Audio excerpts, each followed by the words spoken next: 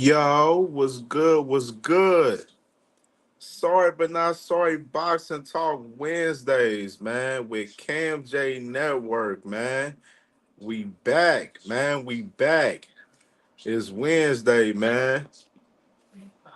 Let's see who all get in here, man. It's about to be a crazy one today. We got a lot to cover today, man. Salute to my family, man. Ring Walk Boxing Podcast, man. Everybody make sure y'all go subscribe to my family over there, man. Great work on the boxing content over there for sure, you heard? And y'all should know the vibes. We got a lot to cover today, man. A lot of shit happening, man. Of course, you know it's fight week, man, for Clarissa Shields. Fight week for Xander Zayas and Bruce Shushu Carrington and Emiliano Vargas and Rohan Polanco. Top ranks last card. Man, nasty work out here, man. It's crazy, man. We gonna get to it though, man. So just to start off with, I know they tripping in the algorithm, but I know they gonna get in here. But we gonna go ahead and get started right here, man. You heard? Cash Crypto was good with it, my brother. Salute, bro. Salute, salute. There go my sister, Jag Queen Boxing. Y'all already know. Make sure y'all go subscribe to my sister, Jag Queen Boxing, man. She cooking up daily over there, man. One of the best women talking boxing out here, man. On the Lord. On the Lord. Yeah. So let's go ahead and get started, bro. I ain't want to wait no longer. So, all right. So, update today, man, on the Ali Revival Act right here, man. And Mike Coppinger, he was reporting, talking about it not too long ago earlier, saying that the Ali Act, as currently constituted, doesn't allow for championships to be awarded by any entity other than the sanctioning body. So this would allow, in theory, TKO or any entity enter boxing with its own system, and was saying that the new legislation is also being introduced by Democratic Sharice Davis of Kansas. She's a former MMA fighter. Dana White, of course, has been vocal about the issues of the Ali Act as well. And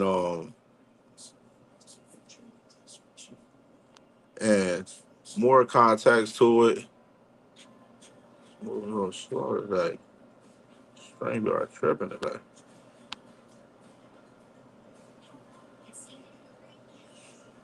Tripping. Okay. So, the sanctioning bodies, the WBC, the WBA, WBO, and IBF will still exist if this bill passes, but fighters will have optional if they don't wish to fight in a system that requires to pay sanctioning fees to move up rankings. That ranking system is enforced by the 1996 Ali Act. And then Mike Carpenter goes on and says, Congressman Jack told Ring Magazine the tenet that would generate the most interest establishing a regulatory framework for alternative systems to exist. In our perspective, some of the greatest legal minds of Capitol Hill's perspective is that the current law is, and then just going in more context, Mauricio Solomon, he goes in and he puts his 2 cents in on Mike Coppinger speaking about the Ali Act that's going on right now and that they're trying to pass. He said, "Dear Mike Coppinger, your assessment is not accurate. No fighter, manager, promoter, nobody pays to be ranked. WBC rankings are based upon merit. The sanctioning fees that are paid by boxers are from competing in championship fights. I invite you to talk about the system so you may inform our side of the story." And that was WBC president. Mauricio Suleiman responding to Mike Coppinger speaking on the Ali Act and basically saying that what they're trying to do is they're trying to have the Ali Act pretty much stay in phase far as the sanctioning bodies, but they want TKO boxing to move in their own manner too with their own belt as well. And this is real big for boxing right now, as far as this shit right now. So, um, Mike Coppinger responds to Suleiman saying didn't say they paid to be ranked. They do have, they do pay exorbitant sanctioning fees to fight for WBC titles to move up rankings. Happy to discuss anytime. And then Suleiman responds back, said, Mike, now you adding exorbitant. No one pays to move up in rankings. I'm the president of the WBC and cannot allow this misleading and false narrative. I'm available at all times to discuss. And then Mike Coppinger responds back and says, once again, they must pay the fees to fight in contests, and you need to fight the WBC regional titles to move up rankings, not claiming that they are bribing.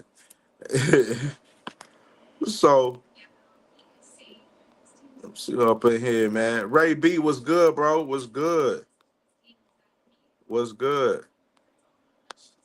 So, yeah, sis. Nostalgia life was good with you, bro. Salute, man. Salute, bro. Appreciate you, bro, for sure, man. Yeah, so right here, this was one. This is what I wanted y'all to see right here. So we here.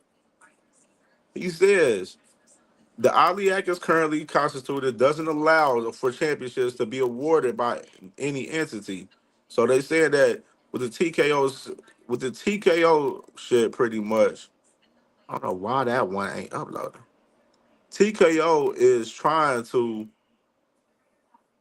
move their have their own championship belt and basically allow the fighters that's in the sanctioning bodies to come over and fight for those belts. I mean, fight for the one belt that TKO is presenting right now.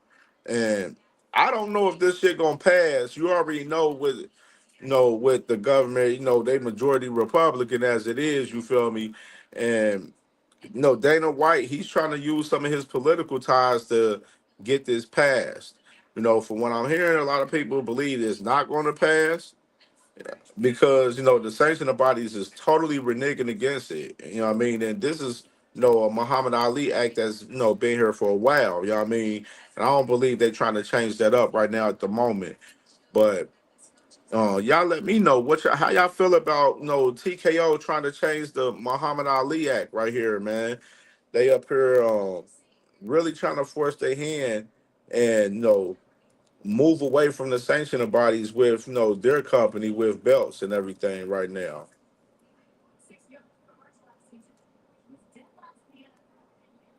Yeah, this shit crazy. So, not I got more. We can get to the next. Let's get to the next topic then. All right, so next topic right here, man. The IBF, man, of course, the other day they ordered Bakhram versus Erickson Lubin, man. Bakhram, he's the IBF champion at 154. Lubin, he's the number one contender. Bakhram, he was, negotiating a fight with Josh Kelly, and that fight didn't fall through. So now we got Bakhram versus Lubin, getting, mandated by the IBF, and this gonna be a good fight, man. Interesting fight for real for Lubin. Of course, he didn't been in position for titles and you know didn't make honor upon his opportunities. And now he gets another crack at it right here fighting Bakhram. And Bakhram coming off of his you know amazing performance beating Tim Tszyu, which is that was last year. So people definitely ready to see what Bakhram bring to the table, and this fight right here with Bakhram right here. Salute to the OG right there, KQKC Boxing, man. Everybody, make sure y'all subscribe to the OG, man. best commentary in boxing, man, for us the fights, man, on the weekends, man. So make sure y'all subscribe to the OG, man. Appreciate you, OG, always. Yeah, man. So you got Bakhram versus Erickson Lubin right here. Dean by any motherfucking means. Was good, brother. Everybody make sure y'all subscribe to my brother Dean by any means, man. For sure, man. That's my brother right there, man. Been cooking up crazy. So, yeah, so you got Bakhram versus Erickson Lubin right here at 154. Um, Interesting fight, man. I wonder when they gonna make this fight. Definitely, hopefully this fight happens in the fall. You know what I'm saying? Shouldn't be much for them to, get this negotiated. No, Bakhram doesn't have a company that he's under. Erickson Lubin is kind of under he's under Pro Box now. He's not even on PBC, but Pro Box mix it up with PBC though. So shouldn't be a difficult fight to get made, get made far as the negotiations, far as the numbers and shit. And interested to see where this fight lands. You know what I'm saying? If it lands on an undercard, I don't see this as a prime, you know, main event fight. You know what I'm saying? Unless they was do something maybe with Pro Box possibly. You know what I'm saying? Maybe you know that'd probably be it. But interested to see where this fight definitely lands right here for sure. Right here. So let's get to the next topic, man. The WBO right here. WBO orders Colin Smith versus David Morrell, man. Of course, David Morrell coming off his, win against Pacquiao recently, a couple weeks ago. Colin Smith, he's the WBO interim champion. So, interesting right here. Colin Smith, man, was ducking David Benavidez. And this is more evidence, even more clear, that this man didn't want no fucking smoke with David Benavidez right here. You know what I mean? Like, y'all remember the video that the infamous shit that where the man at? Eddie Hearn right Is here. it true that you bumped into Virgil Ortiz here? Yeah, at the package game, yes. So there's so much going on, I hear that Jaron wanted to take two tune-up fights before he faces Virgil. Virgil says... Hold on. I don't know if that's the right video. So, my bad, y'all. So, Caleb Smith right here, man. David Morrell. Wonder when this fight going to happen. You know what I'm saying? Probably fourth quarter this year, possibly. Because, Colin Smith, he ain't really fought recently. But Colin Smith, man, he was in negotiations with, David Benavidez. They offered PBC. They offered him the fight. Colin Smith didn't like the numbers from PBC, and then Turkey Al-Sheikh himself offered the fight as well for Colin Smith versus David Benavidez, and Colin Smith didn't like the number that Turkey was offering for that fight.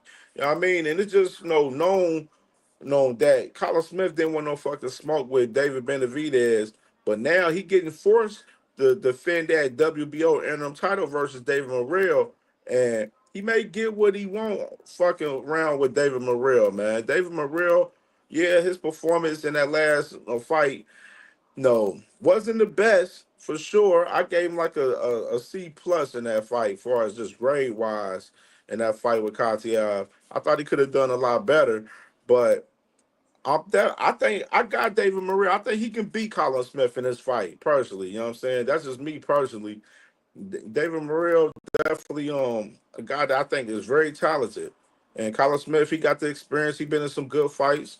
So let's make up for a good fight for sure. But we ain't gonna forget Colin Smith. He definitely dug David Benavidez, man. You know what I'm saying? We ain't forget. We don't forget at all. So let's get to the next topic right here, man. The boxing source was good with you, Brody. Salute everybody. Make sure y'all subscribe to the boxing source, man. My man do great work on the boxing content, man. Always, for sure. So let me get my man together. Let me get this together. All right, and salute to my brother Shelton Moore. What's good with you? You said I got Smith based on Morrell's last performance. Okay. I ain't mad at that. I ain't mad at that. That's just, Salute to my brother. No evidence. What's good with you, my boy? What's good, bro? Big Play Sports was good with you, my dog. Salute to you, dog. You already know the vibes. All right, so what we got here? So let's get to this next topic right here with Mr. Bud Crawford, man. Bud Crawford, man, officially vacates the 154 WBO title, and now they made him number one contender for Canelo for 168. So interesting right here. Bud Crawford basically using his super champion status to move up 168 and be mandatory.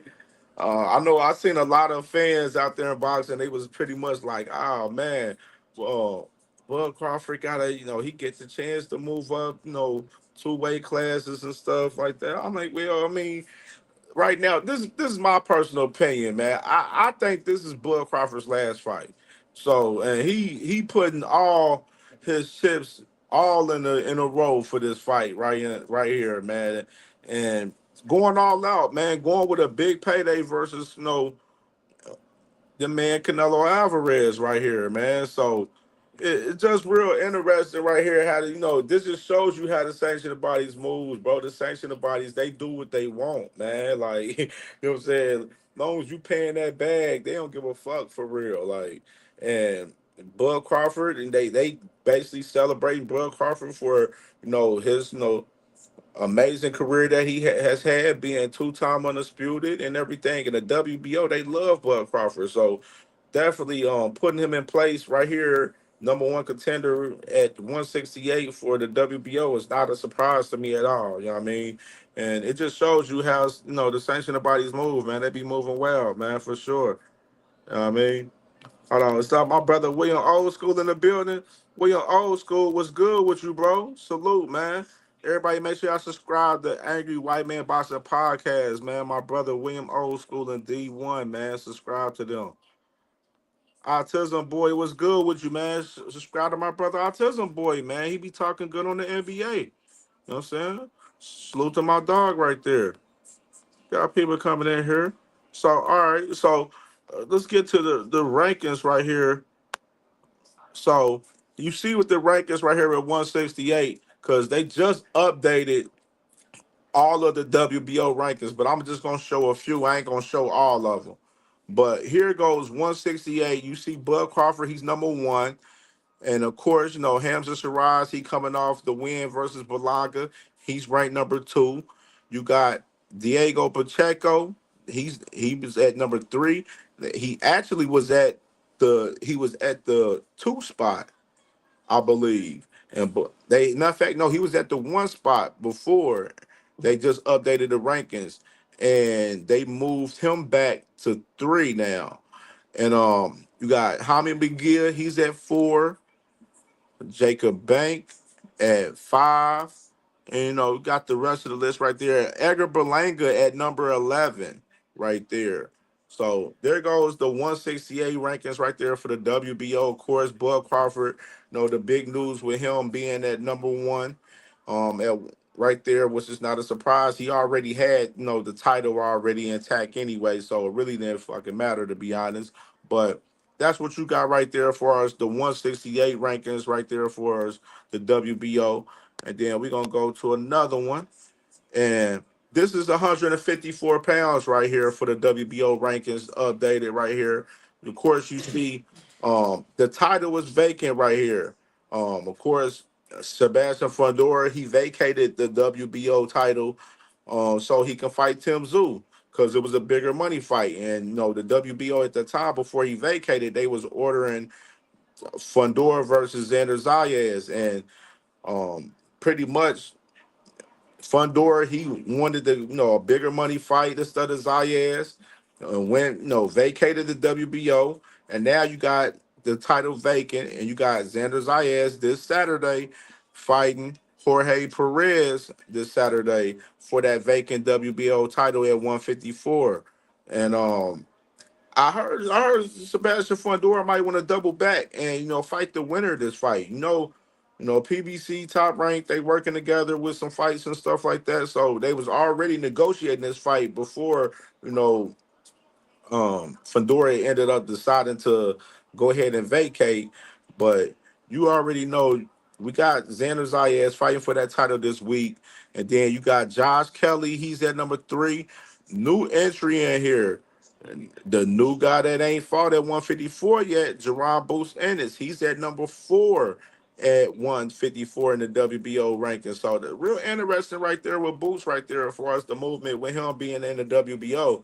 Of course, we'll check out what happens with him as far as the WBA because we know he was champion in the WBA as well. So we'll wait till those rankings update and we'll see how high he'll be on there.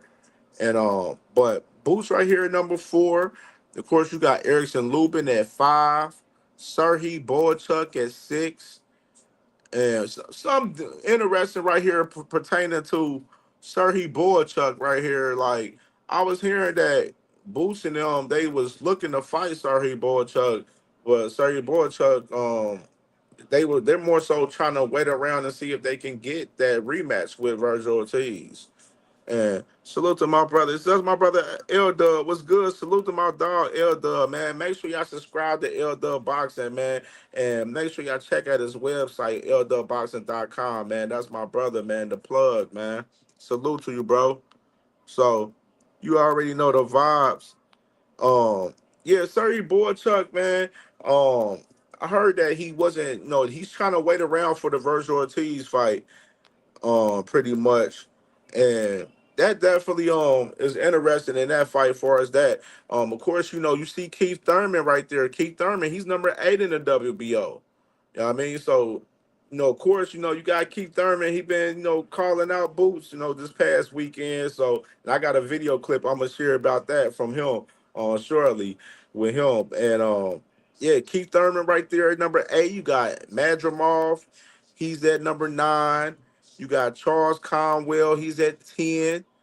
Charles Conwell right there, him fighting on the zone matchroom right there. That's another fight for Boots right there. You know what I'm saying? That could be made right there. You know what I'm saying? That'd be a good fight. They tried to make it happen before when Boots was at 147 and on some other shit, but that's a whole nother story right there. So, Boots, everybody's waiting for a Boots, return. And, Boots, we're hearing that, his return is going to be in Philly in October.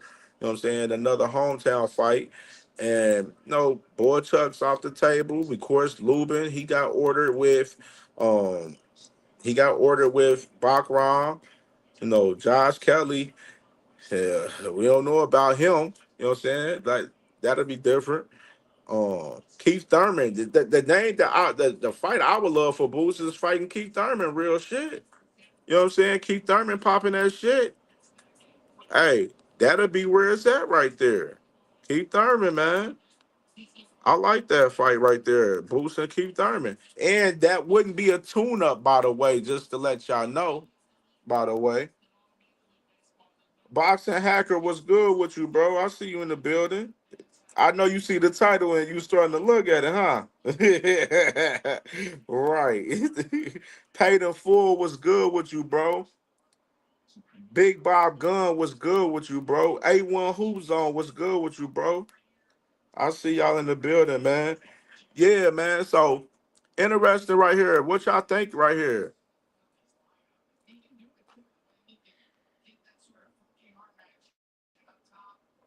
We got, and then we can switch to the next ones right here. So this is 140 at WBO right here. Of course, you got Teofimo Lopez. He's a champion at 140. Um, Isaac Cruz, number 2. Isaac Cruz, of course, he got that WBC interim title at 140 that he just won this past weekend. So he's at number 2 in the WBO. Leon Pyro at number 4. Alberto Puello, he number 5.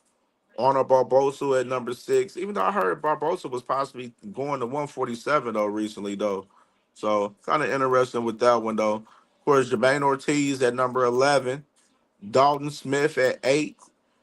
Even though Puello, of course, he got that WBC 140 title now, and Dalton Smith, he's the mandatory, so that's the fight that's gonna be made. Not Puello, my bad. Not Puello, Matias. Matias got that fight off of got that title off of beating Puello recently. So Dalton Smith, he's gonna be fighting Matias next because he's the mandatory for the WBC at 140. So of course you got Jermaine Ortiz right there. You know, got some decent action over there. Interesting. Keyshawn Davis, with him, moving to 140, he's not ranked yet. So interesting to see, what happens with Top Rank with their moves coming up, man. I know this weekend is Top Rank's last card. So interested to see how that shit moves for us, Top Rank, because I'm hearing that they fights, they ain't gonna have shit. They don't got a network 100% locked in right now, from what I'm hearing, and they waiting to see what happens. Still checking the market out on who they gonna rock with, and Keyshawn Davis is not in these rankings yet. So of course, we gonna see what happens with that right there with them boys, and we can go to the next one. So this is 147 right here. So 147, of course, Brian Norman Jr., he's the WBO champion. And number one contender, Alexis Rocha. You know what I'm saying? And then you got Devin Haney. He's a new entry in here. Of course, he has to fight with Brian Norman Jr., and we're going to get to Devin Haney towards the end of the show. So be patient. But Devin Haney is number two in the rankings for the WBO. And then you got Karen, old boy that fought Boots. He number four. Notable Rohan Polanco, number seven. He fighting this Saturday on the top rank card. Jack Catterall at number eight. Rashidi Ellis at number nine. Shakran Giazov at number 10. Those are notable names. Giovanni Santillan at number 13. Quinn Randall at number 12. Quinn Randall and Rohan Polanco, they fighting this weekend. So, we're gonna see that fight for us in the WBO on top rank this Saturday, as far as Rohan Polanco and Quinn Randall this Saturday. So that's the right there, the 147 right there for the WBO, and real interesting. And we're gonna go to the next one. So the heavyweights right here, as far as the updates on the WBO for the heavyweights, of course, Alexander Usyk, he's the champion. Interim champion is Joseph Parker. The number one contender is Moses Atuma. Moses Atuma, he's going to be fighting Dillian White August 16th in Saudi Arabia. Then you got Philip Hergovic. He's going to be on that card as well. Zili Zane at number three. Lawrence Okoli, he just won last week in a Bridgerweight fight. Daniel Dubois is at number five. Jared Big Baby Anderson at six. Anthony Joshua at seven. Derek Chisora at number eight. Then, David Ndali at number nine. F.A. Ajigba at 12. Richard Torres at 13, and he has a regional title. Johnny Fisher at 15. So there goes the heavyweight right there as far as the new update on the WBO rankings right there.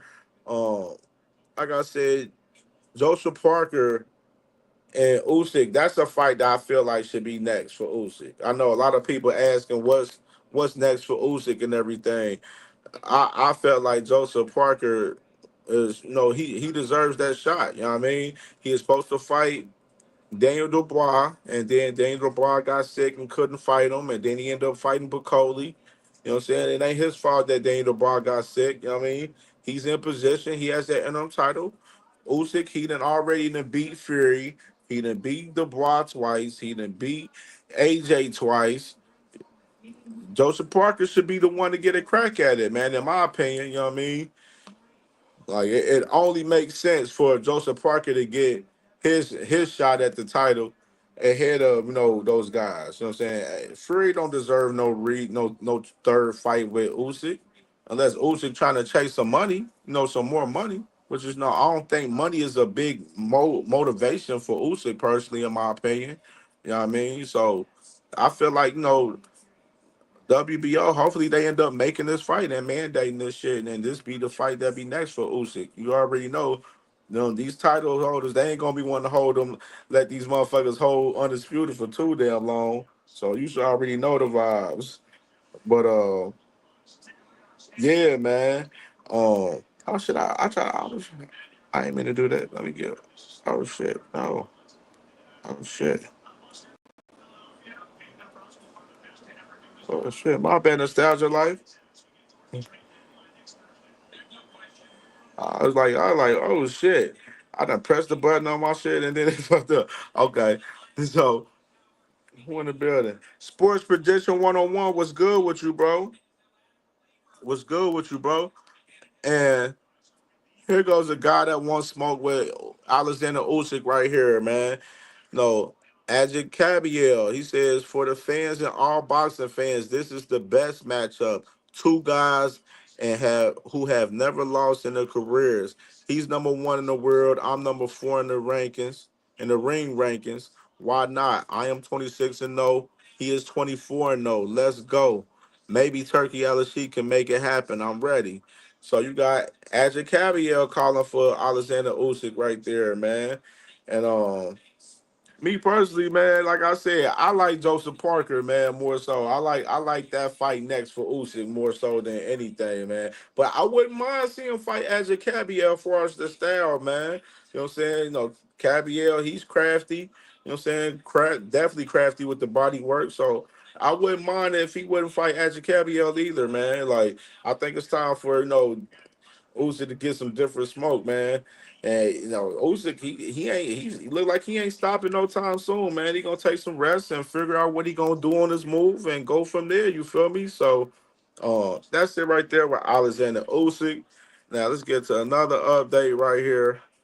So we got the man Manny Pacquiao right here, man. Manny Pacquiao, his advisor Sean Gibbons says he prefers to turn Manny Pacquiao away from Mario Barrios and pursue either Rolly Romero or Javante Davis. And so, uh, right there, of course, the Javante Davis shit not happening. Not worried about that. But then here goes this right here. Manny Pacquiao mentions and says that he is open to a rematch with Floyd Mayweather after coming out of retirement. Is this the fight you still be interested in seeing? So, right there, Floyd Mayweather, right there.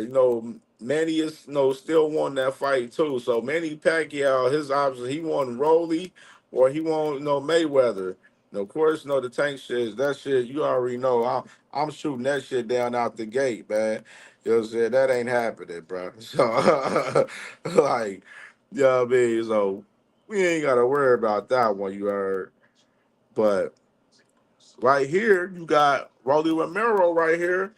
Um, he makes, a statement saying that, on a fighting Manny Pacquiao saying who wouldn't want that. So you got Rolly Romero, he's interested in fighting Pacquiao, trying to get to that bag. And of course, he champion now. So he got that belt at 147 now. And then, of course, here you go right here. Rolly, man, he was training earlier, and he says staying sharp. And then, he says, guess who's next? So, and he puts the shush emoji right there. So, Rolly, man, getting work in. And Rolly said he interested in the Manny Pacquiao fight, man. Manny Pacquiao might have to get it. He might get up another title shot fighting Rolly Romero, man, next, man. So, Manny Pacquiao trying to stay active out here, man. It's crazy, bro. It's crazy. Z, what's good with you, bro? What's good with you? So, what we got right here next? So, we got this right here. You got right here. Raymond Muratalla, Andy Cruz title fight talks his financial snag right here. And I'm gonna read a little bit of this article that they got for us. This situation with right here with these guys right here. So a title fight once targeted for a Riyadh season show will soon be available to the highest bidder. Boxing Scene has confirmed that talks for the Raymond Muratalla Andy Cruz mandatory IBF lightweight title fight have stalled and will likely require a purse bid. The development is unfortunate as top-ranking Matchroom Boxing, the respective promoters for Muratalla and Cruz were seemingly on board for all terms. However, the inability to secure the final sign off for Muratalla and his immediate team ultimately resulted in such talks hitting the wall. It's worth noting that a deal can still be reached even after a purse bid hearing is formally ordered. However, the bout was previously eyed to serve part of the already loaded November 22nd card and Riyadh season, and Muratalla, he was locked into a mandatory defense once he was elevated to full IBF titleist from his previous interim belt holder status. And you got that right here. They basically saying that right now, Muratalla right now is stalled out right now, man. They saying they claiming that Muratalla wants more money. He wants more money on his end, and Andy Cruz is good on his end from what they saying. So, my boy Boston Sports, he said, not sure that Top Rank wants Muratalla to fight Cruz next. They wanted to have Keyshawn fight Cruz if he beat Dylan Santos. Interesting. Interesting. Right there. I say with Muratalla, I know he was looking for a voluntary fight, like he was looking for, a hometown fight.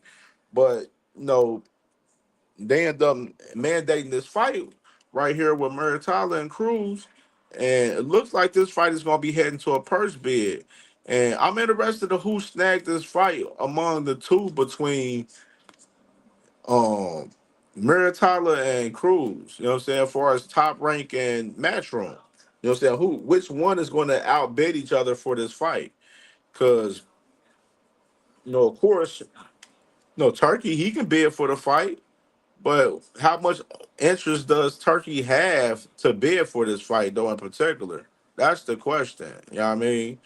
So, like, and then that boy Boxer Hacker, I see you said it sounds like DuckTales. It's crazy part. Just speaking of DuckTales, you got Shakur Stevenson, man. He was talking on Cigar Talk the other day saying that they're trying to hide the fact that they're ducking Andy Cruz. Talk about Muratalla. Talking about that he want Muratalla belt, but Muratalla is ducking his mandatory and Andy Cruz right there, man. So I don't know, man. I don't know. I don't want to call Muratalla a duck egg, man, because I don't know what they hold specifics for us. This shit. I know that it's a money issue, obviously, for us on Muratalla end. But we'll see how this shit transpire, man. Transpire for us, the purse bid, because it looked like it's going to go to purse bid on this fight. And I wonder who going to bid for this fight, either Top Rank or Backroom. So very interested in that for sure. And speaking of Shakur Stevenson, so Shakur Stevenson was on Nightcap the other day. He was on Nightcap, um, and here goes his hit list. He mentioned out his hit list, talked about Tank Davis, Lamont Roach, and Andy Cruz right here. And I don't know, man. You already know how I feel about the Tank Davis one. He said that he willing to go to PBC to get the fight, so we want to see that. You know what I'm saying? When Tank is available to do so. Lamont Roach, of course, Lamont Roach, he mentioned that, he would love to fight, Shakur Stevenson as well. So we got Lamont Roach right there, the Andy Cruz. No, that's a fight that could be easily made because they both on the same side. You know what I'm saying? They both, well, Shakur is a free agent, my bad. So we're gonna see what Shakur does because I personally think he gonna sign back with Matchstrom. That's just my opinion. Yeah, I mean, just especially I seen the Eddie Hearn interview on Ring Magazine early this morning, and he was saying that they've been talking and trying to secure something with Shakur as far as an extension, and they hoping that they gonna keep Shakur on Matchroom. So that's real interesting right there.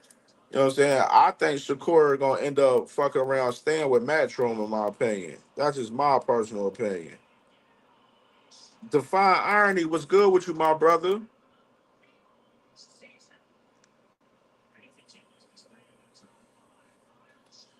Yeah. So Shakur Stevenson right here. We'll see what happens right there, man. But the Andy Cruz is a fight that can be made. But I'm hearing Shakur, he trying to heal his hands right now, and he probably ain't gonna fight for the rest of the year. So Shakur's gonna be probably back in 2026 because he hurt his hands again in the fight with Williams Zepeda. So we'll see what happens with that shit for sure. And let's get to this shit right here. Um, Here go a video clip right here of Lamont Roach right here talking about Tank Davis. As of right now, it don't look like Buddy trying to get in that ring right now. I mean, just off the simple fact that they didn't reach out. Obviously, like whoever represents him or whatever the case may be, like they ain't reach out and say, "All right, we still on track for X, Y, Z." You know what I'm saying? Whatever the case may be, if they pushed it back or they didn't or not. So, I mean, again, they can any day, but you know what I'm saying? That's really what's going on. But like I told y'all before, you know what I'm saying? We not sitting around waiting for bro. Like at the end of the day, I see it as an escape route. But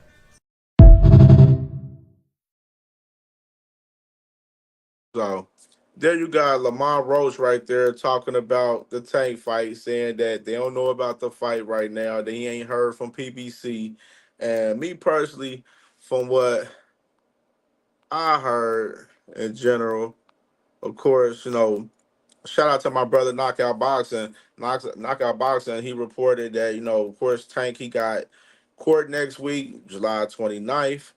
And they trying to take care of that situation before they announce the fight. So that's why the fight wasn't announced for all the people that's asking about why the fight wasn't announced. The fight wasn't announced because of the Tank legal situation. You know what I'm saying? And PVC, they were staying close to ear to that situation. You know what I mean? So right now, the fight right now looking like the fight gonna be in October from what I'm hearing. Looking like it's gonna be an October date on it.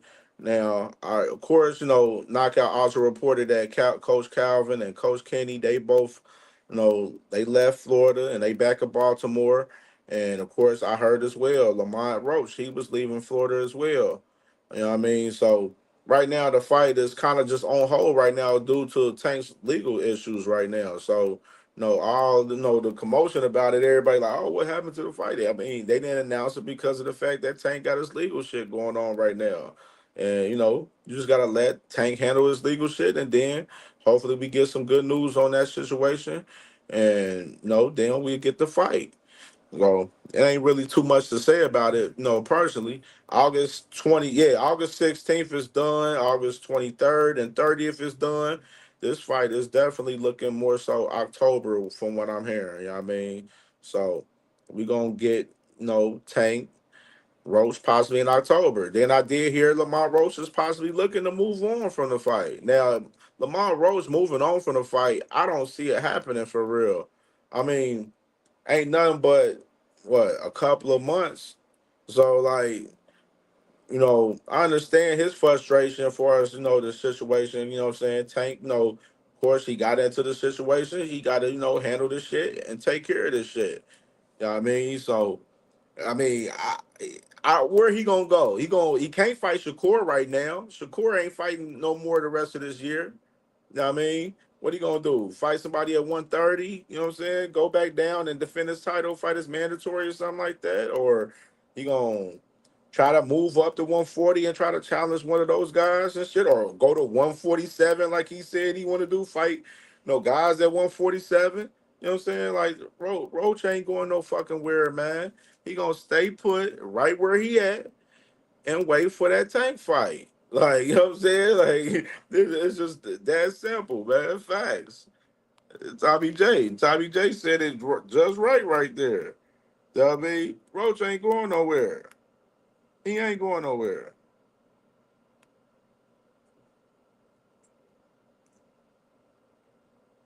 And we can get on to the next shit right here, man.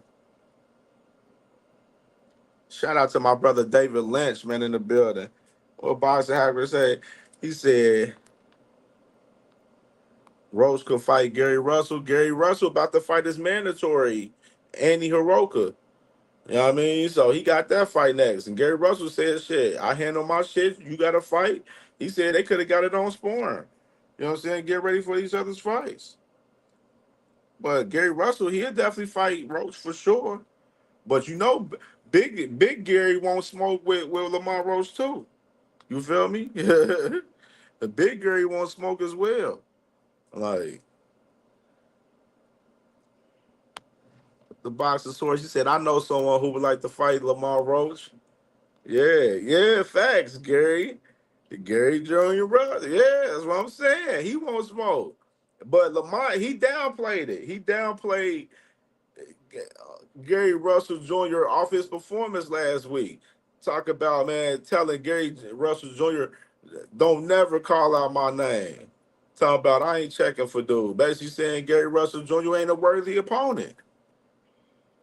Like, just downplayed him on some wild shit. My brother Sports Prediction 101, he said, hopefully Roach don't turn into a Jamal Charlo at 160 that waited on Canelo. Yeah. And then he said, the big little Gary. Yeah, man. So let's get to this shit. I wanted to chop it up about this real quick. Daniel Dubois, man, was at, of course, man, nasty work, man. Coming off this, bro. This man coming off this. Daniel Dubois getting his ass whooped by Alexander Usyk last Saturday, getting stopped in the 5th round. This is what this man doing before the fight, though. This is why he was late at this is why he was late at the fight. This is why he was late to the fight Saturday. Cause this nigga's out here partying before the fight. Same shirt he was coming in, walking into the stadium. Nasty work right here, man. Just nasty work. Nasty work, bro. It don't get no more fried than this right here, bro. It don't get more fried. Yeah, Desmond Scooby. Yeah. Boy, father invited 70 people to the spot, man. The party before the damn fight.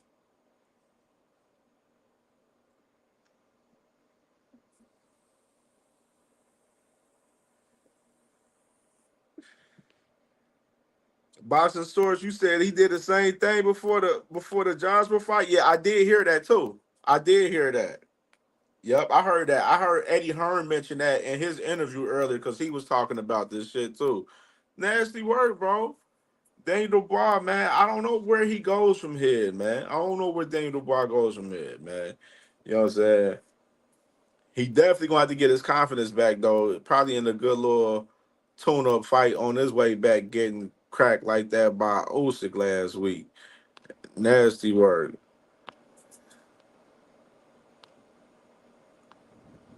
See this.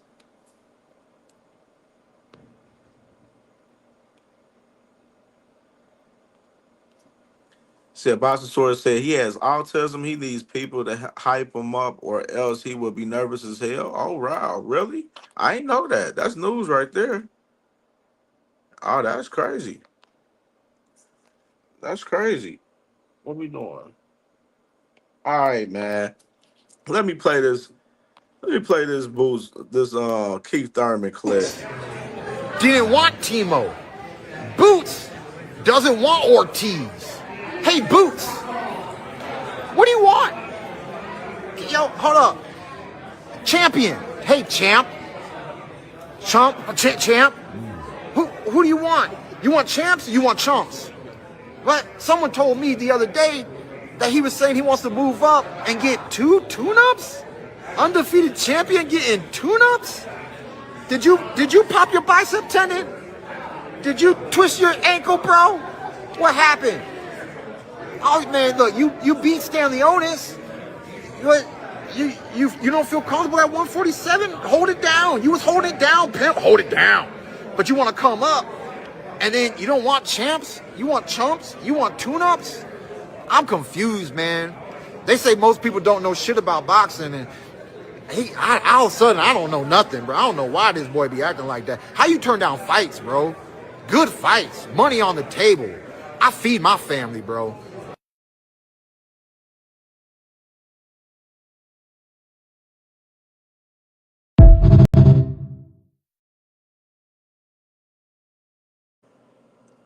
Yeah, that boy Keith Thurman right there, man. I got the link is pinned to the top, man. Y'all want to come talk these last two topics on Boots and Devin Haney and Brian Norman Jr. right here, man. So you got Keith Thurman, like I said, he ranked in the WBO at number 8. Boots at number 4. Boots looking for a fight at, right there in October in Philly. Man, hey, man, lock it in, bro. I love to see that fight. Keith Thurman, Boots Ennis, and that is not a tune-up, like I said before, if they was to get it cracking. That's not a tune-up fight. That is by far not a tune-up fight. And with Boots right now, man, there's a lot of confusion around Boots Ennis right now, man. Like, and Eddie Hearn now ain't speaking much, man. He ain't speaking much at all, what I'm saying, defending Boots for real, man. And I be thinking for real, like I be thinking, Boots Ennis need to get away from Matchroom boxing, dog. Get away from them, dog. Like, and the whole, conversation with, Boots, the 152 shit with Devin Haney. I see you got corporate media, you got all these different, boxing content creators out there smearing, boosting his name right now, saying that this man ducked Devin Haney. You know what I'm saying? Like, Boost ain't duck no Devin Haney, bro. You think Boost Ennis scared of Devin Haney, bro? Like, come on. What type of games y'all playing out here? Like, it don't even make no fucking sense that Boost Ennis would be scared of Devin Haney, bro. The man Devin Haney damn near ain't even trying to fight Brian Norman Jr. right fucking now, let alone fucking Boots Ennis, bro. Now, it was true that Boots Ennis they were the fight was offered at 152, but obviously Devin Haney didn't want to do it. It is what it is. I mean, and but Boots Ennis has no reason to duck no Devin Haney, bro. Like, you know what I'm saying? That whole narrative is bullshit that's being put out there, and there's a lot of people doing a lot of crazy hate content on Boots Ennis right now, and it's nasty fucking work. Nasty work. Big Dre was good with you, bro. Big Dog Willie was good with you. Yeah, you already know, bro. You know they gonna say anything, dog. You know they do. They just be thirsty as hell. They be thirsty as hell. They say anything. And we can get to. All right, and the link is pinned to the comments. Y'all want to come up here and talk about Boots? If not, I'm gonna go ahead and go into some of the bullshit.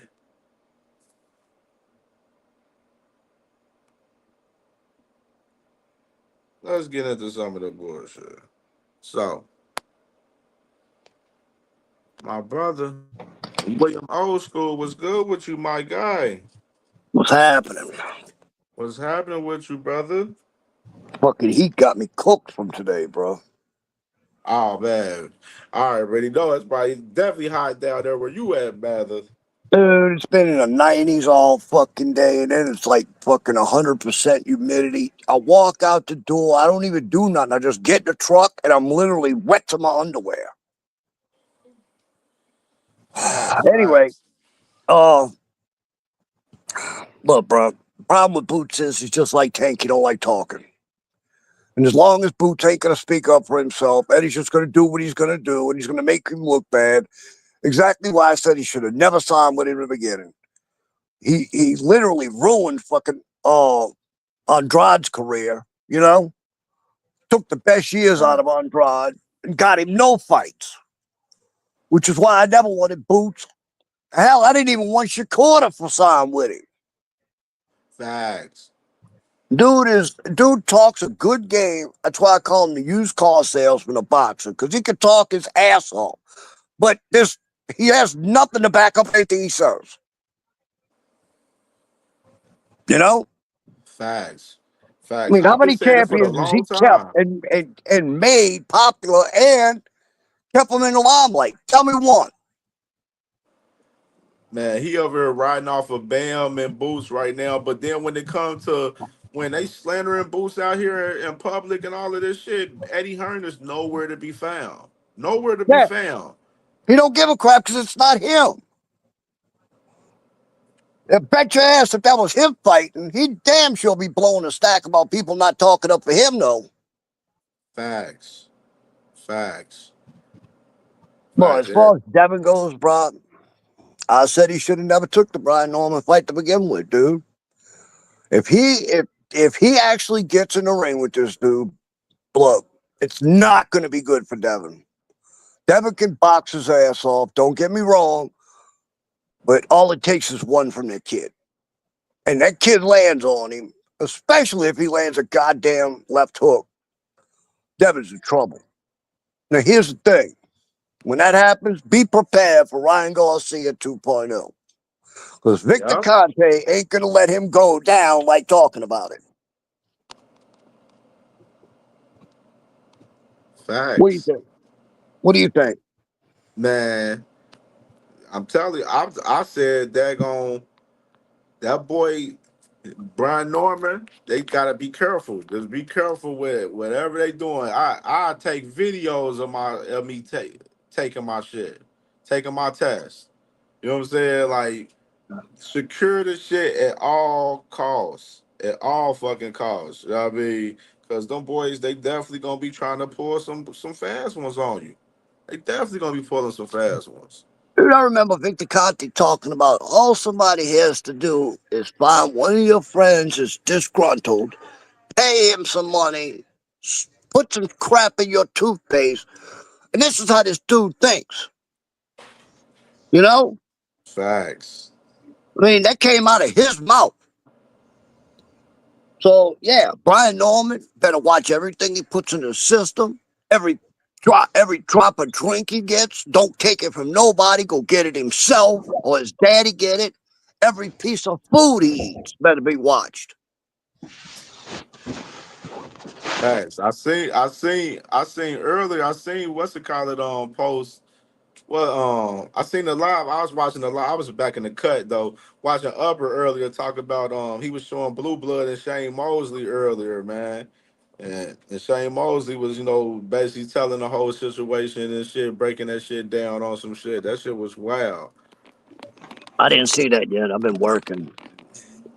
So, I'm gonna play something right here. So Y'all let's really get think? into Des Y'all really McStoby was think? good with you, bro, man. What you got, man? What you got on this boxing talk, man? Man, I know one thing. Whether or not, however people feel about Devin Haney, the fact that to be honest, I thought he was going to take on the winner of Garcia Rowley. That was my thought. I'm like, okay, he's going to try and fight Teofimo. That's been the move. Teo said no. We know that for sure for whatever reason. And then I'm like, okay, he's going to call out Ryan or Rowley, especially now like Rowley seemed like easy pickings for Devin Haney. Get a championship, get a name. least amount of damage, get the haters off his back or whatever, what have you. But the fact that he chose Brian Norman, kind of made me realize that Devin really does want to fight the best out there, regardless of what his style dictates, what the people have to say about him. So I really want the fight to take place, but at the same time, um, father-son duos in boxing historically have always moved kind of fishy. When fights don't happen with father-son duos, you don't know if it's the dad or it's the son. Whether it be, Shane Mosley and his dad back in the day, or Floyd and Roger, or Floyd and Floyd Sr., or whether it be Teofimo and his father, or Danny and his dad. They're always right now, Daniel Dubois and his father. Whenever there's a public situation with a father and son in boxing, things can kind of get fishy in certain situations. And I think that's what's happening right now with Devin's career. Dad meddling too much, and people not really understanding or knowing who really is making decisions for Devin Haney. Is it Devin Haney or is it Bill Haney?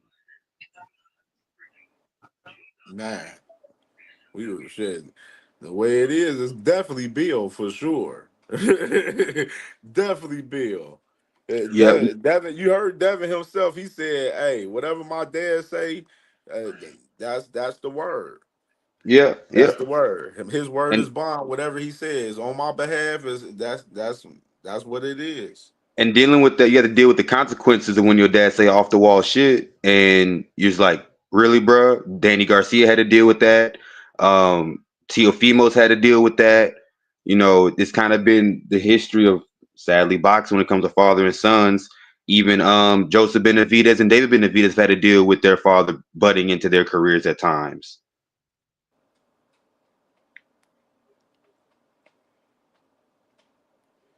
Facts, facts. Dodrick, now, what's good with you, bro? What you got on it, brother? What's up, man? How y'all doing, man? Man, good, brother. Good. Don, what up? Living. What's up? I'm What's over up, here bro? cooking, man. Well, with this Devin What's for situation, dinner? huh? What you say? Yeah, I what you thought I'm over got here. on, man? What you got on this? I know you was talking about the Ali Act, man. Go ahead and speak on that real quick. Because I showed that I was talking about that. That was the first topic I talked about on the show today. Yeah, I just got up. I just got on. Just got off work and shit. Yeah, So yeah. yeah. That's a slippery slope, and a lot of people I don't think they really understand what's going on with that. Like that's a. It can be good for the low class boxers who aren't gonna be great, but for our big fighters, it's probably never gonna work because they're gonna limit what they can make. And I don't trust Dana White. I never have and never will. Like he's a shiesty dude, bro, and he gets sued almost every couple of years. So it's like we putting our hands in it just for good fights. Like, oh, but y'all gonna say, oh, we get good fights, but if UFC fighters sue him every year, so he's gonna be another sanctioned body basically. So I don't like it, bro. Yeah, I agree with you. People always talk. I'm a MMA fan. Well, to be honest, I'm a combat sports fan. If you get punched in the face for money, I'm probably going to watch it. Yeah, me too. So, and I follow the backgrounds of things. You were right. Dana White just got out of a multi-year Supreme Court lawsuit with over 100 different fighters that fought from 2005 up until 2015. So he settled that lawsuit in a sense, but another lawsuit's on its way because you're right. Dana and the UFC is always dealing with um, pretty much like fighter regulation issues and fighter pay issues and fighter rights issues and stuff like that. And not monopolizing. There's a certain word for it. I can't think of the name, but there's a certain word where you don't control the sport, but you control the narrative and the direction of the sport. Like you can fight for another organization that isn't the UFC and still be a world champion and still be world class MMA, but no one's gonna know who you are, and you're not gonna get big sponsorships or commercials like that because it's not the UFC. That's like issue with the UFC in a sense. So with the Ali Act, they're trying to find ways around it. Obviously, what Dana White's trying to do is establish an organization where I don't want to say the sanctioning bodies got to lay down or get down, or a situation where it could be he knows and voids them. Like controls the help with the Ring Magazine rankings with Turki Al-Sheikh, control the narrative of rankings to where it doesn't matter if you're a champion or not, just the name value is what matters. And that in itself could lopside the trajectory of business sense as far as boxing goes. I mean, Turkey already has an ungodly amount of power in boxing right now. Yeah, that was like when I was reading on it is basically what he's gonna do is they're still gonna have the other sanctioning bodies because they're too strong. They can't get rid of them. Is to go they're No, gonna do their own side and it's basically like you're gonna be in slave contract. Like once you fight for them, you're never gonna get out of it. It's a 360 deal. That's how they do UFC fighters. That's right. So it's like you're never gonna be able to get off of them. So it's like fighters don't understand that, but they're gonna get fighters because you gotta understand most fighters don't make that much. no. So it's like they're still going to try to pickpocket, but they're not going to get the big fighters. That's why, if you don't notice, Matchroom and all of them, they're still doing their own thing Facts. because Yeah. they know what's coming. They're going to use them all up, but I hope it gets swept out of short and nobody mess with it.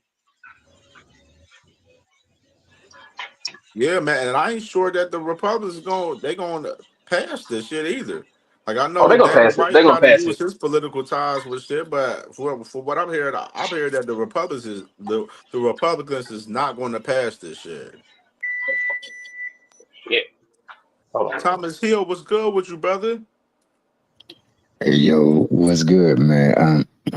Man, my Uh, bad, bro. Man, I hit the I, hidden button on accident, bro.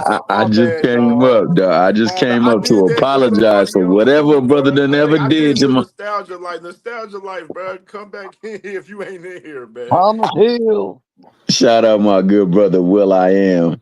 Shout out my good brother Dondrick. My man Desmond Scobie, man. Shout out to you too. I just came really up here Thank you, to brother. say I'm sorry, bro. Whatever I done did You to ain't get did you to nothing, hit bro. me on That was sight, me, bro. man, on some fried shit.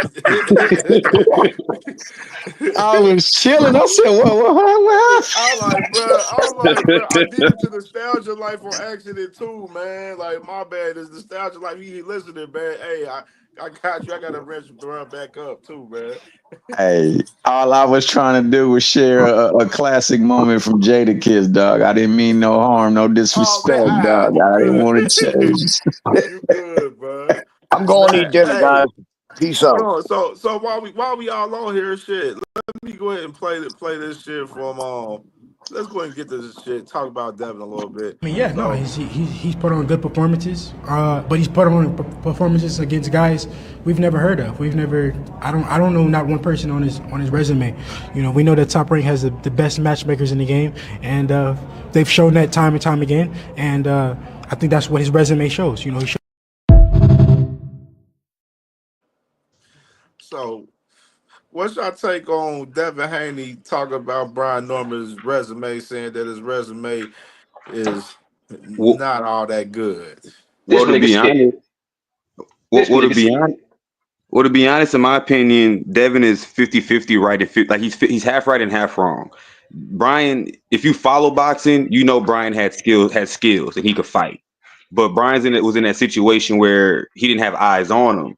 And to be honest, he was supposed to be the showcase opponent for Giovanni Santillan in San Diego a couple years back.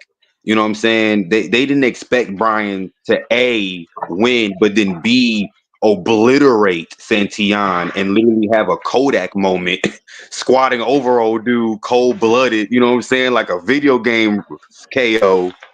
So that is what put Brian on the scene, and his skill set is no joke, but his two title defenses don't show that, in my opinion, that he could fight someone on that same caliber as him. You know what I'm saying? Now, becoming a champion makes you 30% better, but at the same time, you still got to prove it against another active, champion in a sense. And Devin didn't have to fight Brian. Devin could have probably fought anybody else if he really, really wanted to, but he wants to fight Brian for whatever reason that may be. And do I see a knockout on Brian Norman happening more so than a decision win on Devin? Yes, I do. But I still have to question, Brian Norman's ability to cut off the ring and find a moving target. I gotta push back on that, bro. Uh, That's very fine. much.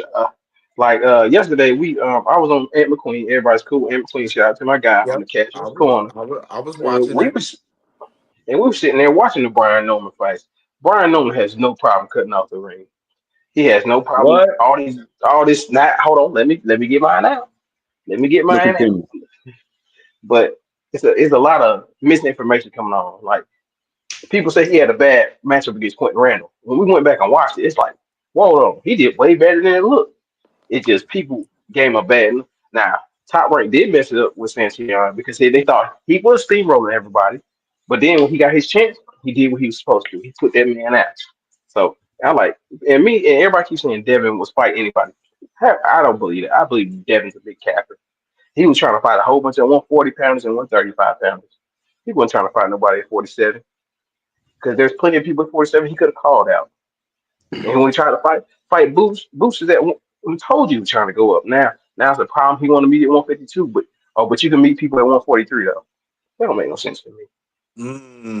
Yeah, that's a fact. I agree with what you're saying on that, especially on the part of Devin. He did call out a whole bunch of people. That is a fact.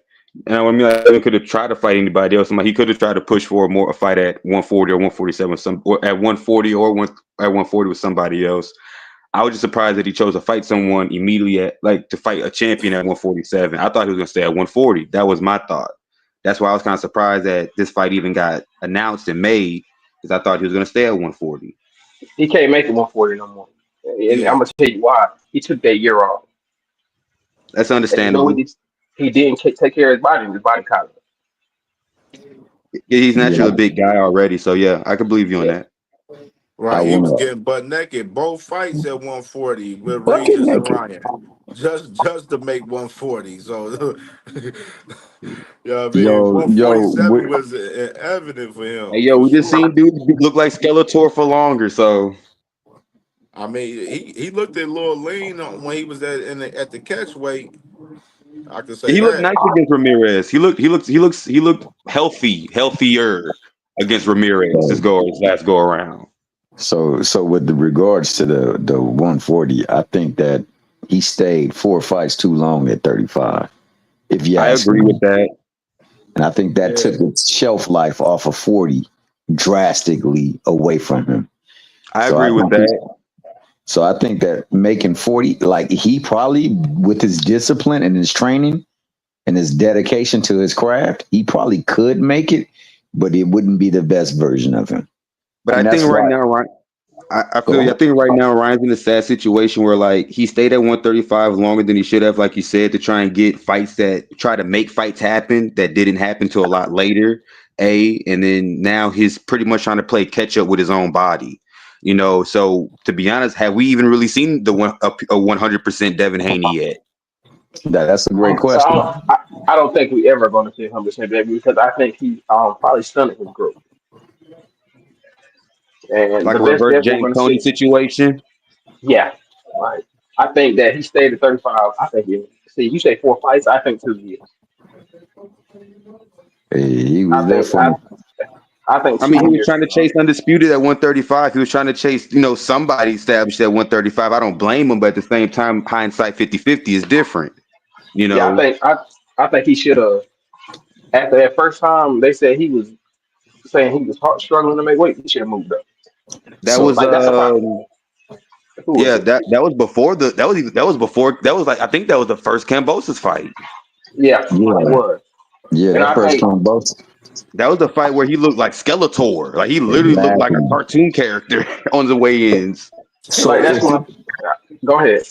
no, go ahead, Don. I didn't mean to cut you off. Go ahead. No. You good. You good. You got. I'm cooking, bro.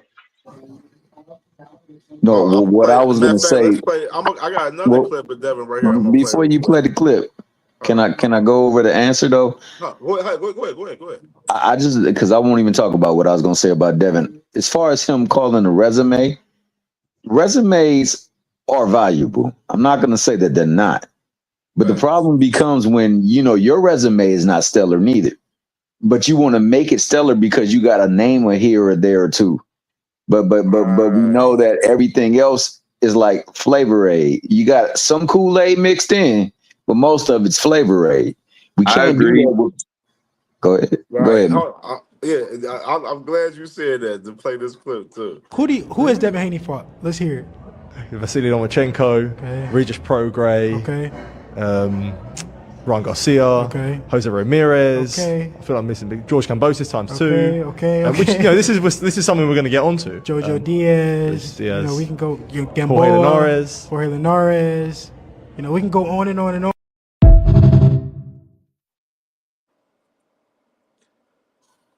Speak real This nigga quick. say JoJo Diaz. Yo, I gotta speak real quick, yo. Since he said that I don't count on his lightweight resume. Me personally, I don't count JoJo Diaz. I don't count. Well, no, I give him JoJo Diaz is iffy because he was coming off of.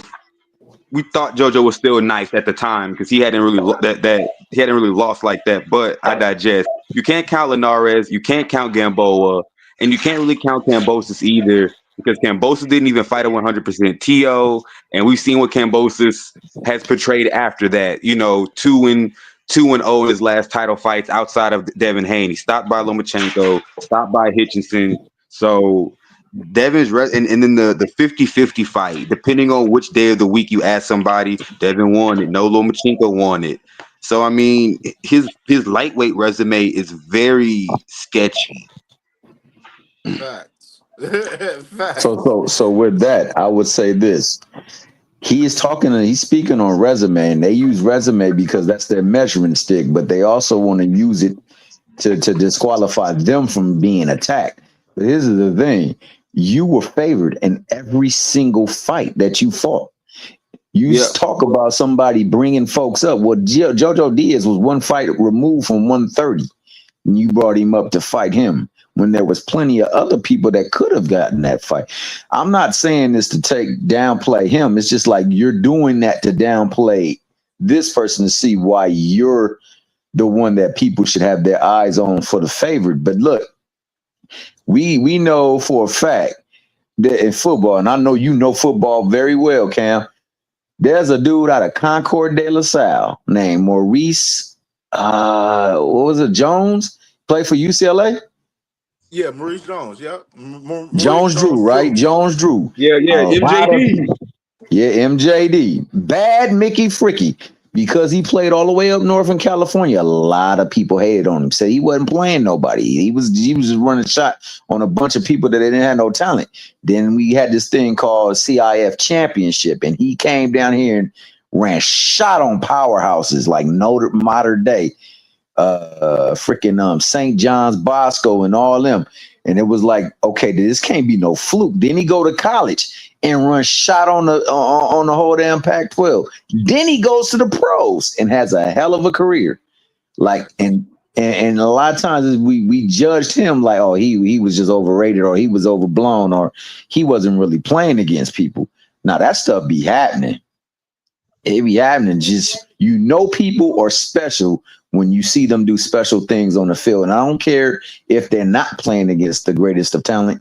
You can tell somebody who has an aura about them that is so different than anybody else. And that's why it kills me. It pains me when people, because they hate somebody or they ride for another person, that they'll say something that's absolutely false about another fighter.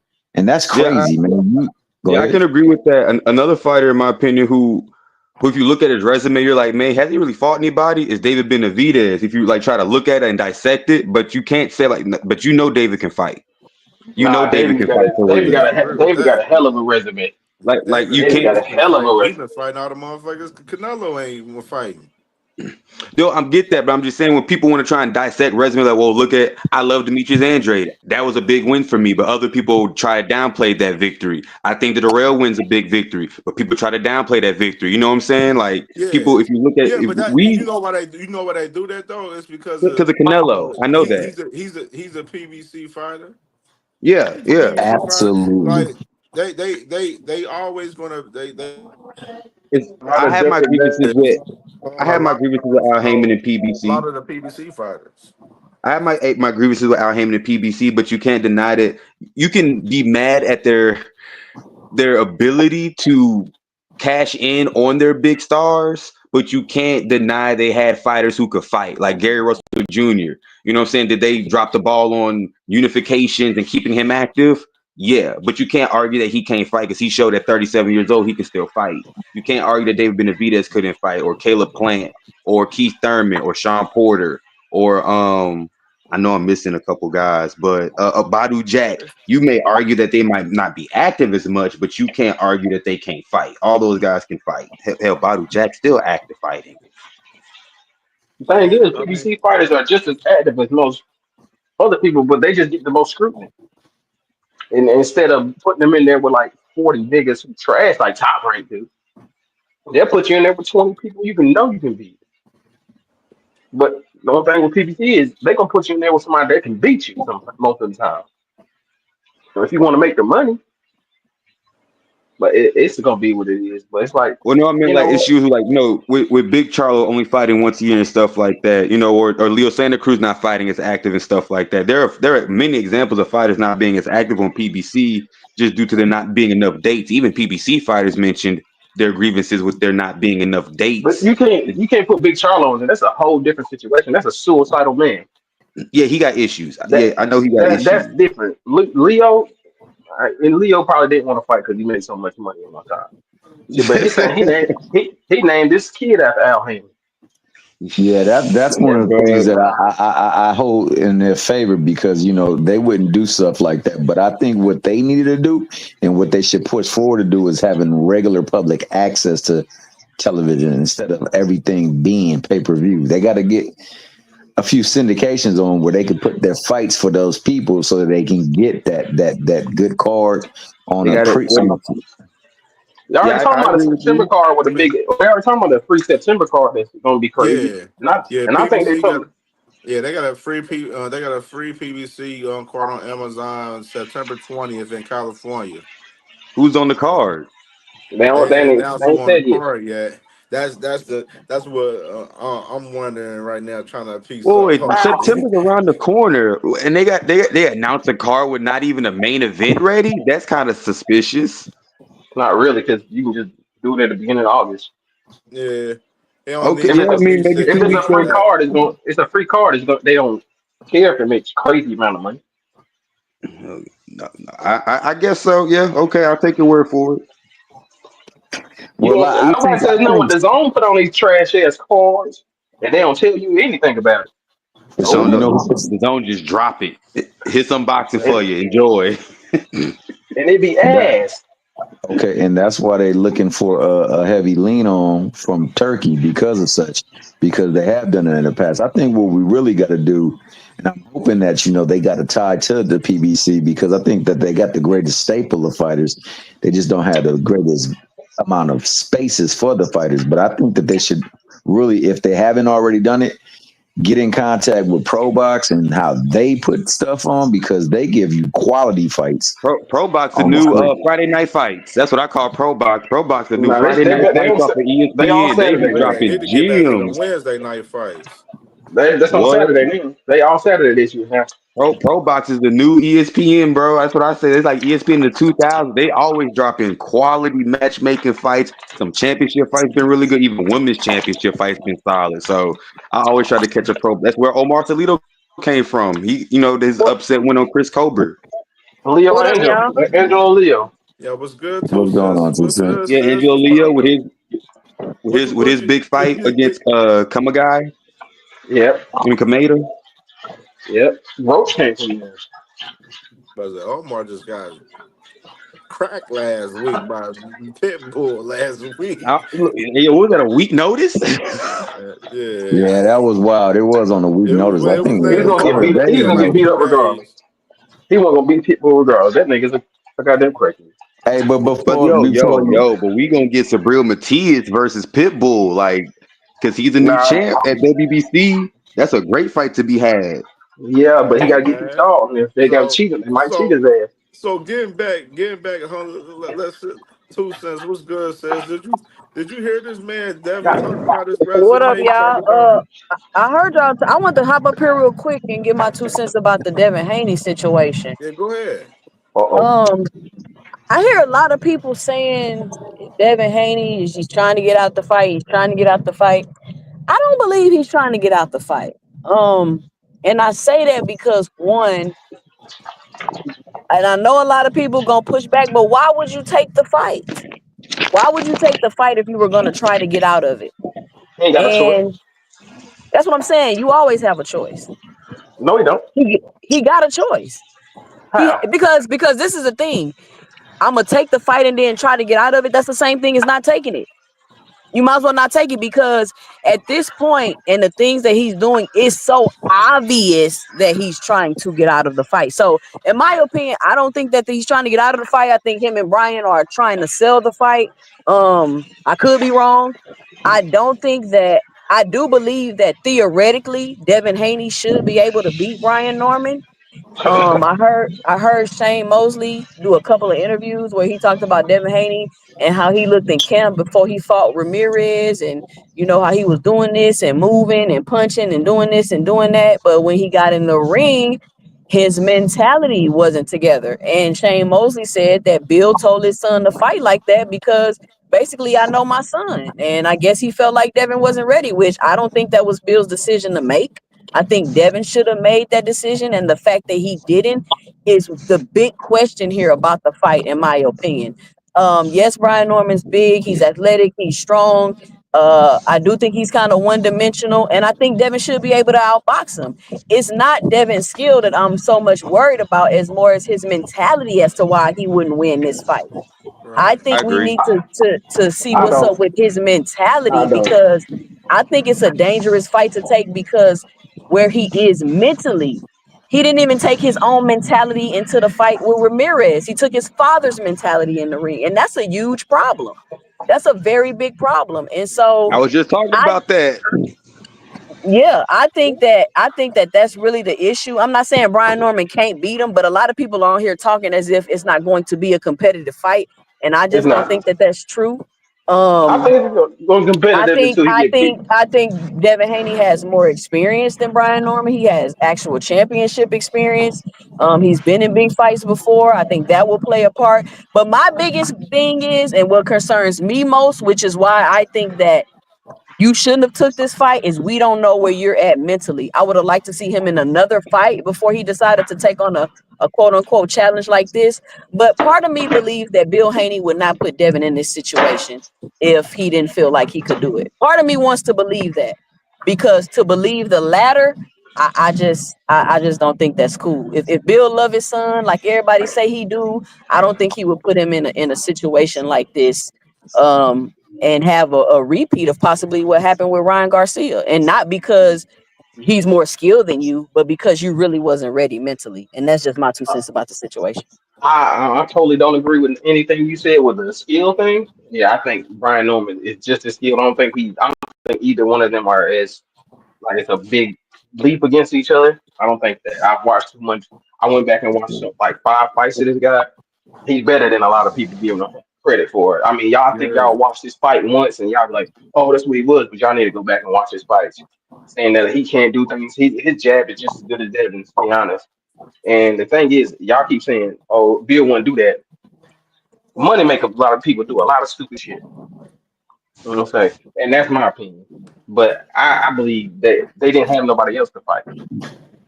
And that will give them this amount of money that they will want. And I I think absolutely agree. I think people are giving him the benefit. Oh, he wants to fight everybody, but we've seen him not really want to fight people, Yo, and he Don. caps about it. Yo, Don, Yeah, that very well could be a huge point. I mean, they could be on wits end with options and don't have very many options, and they're looking for the biggest and best options they can muster and garner. But it also could be, and I'm not saying this is the case, or the other, or the prior, or the former was the case, but they could be playing cat and mouse. Maybe they went out there to make it look like Exactly.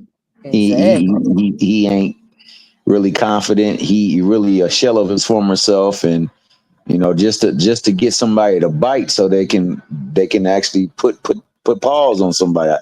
I mean, ultimately, I hope that he goes into that ring the Devin that I saw against the pro grades in his mindset, and not saying no ability and all of that other stuff, or because pro grades is not Brian Norman, but just in his confidence.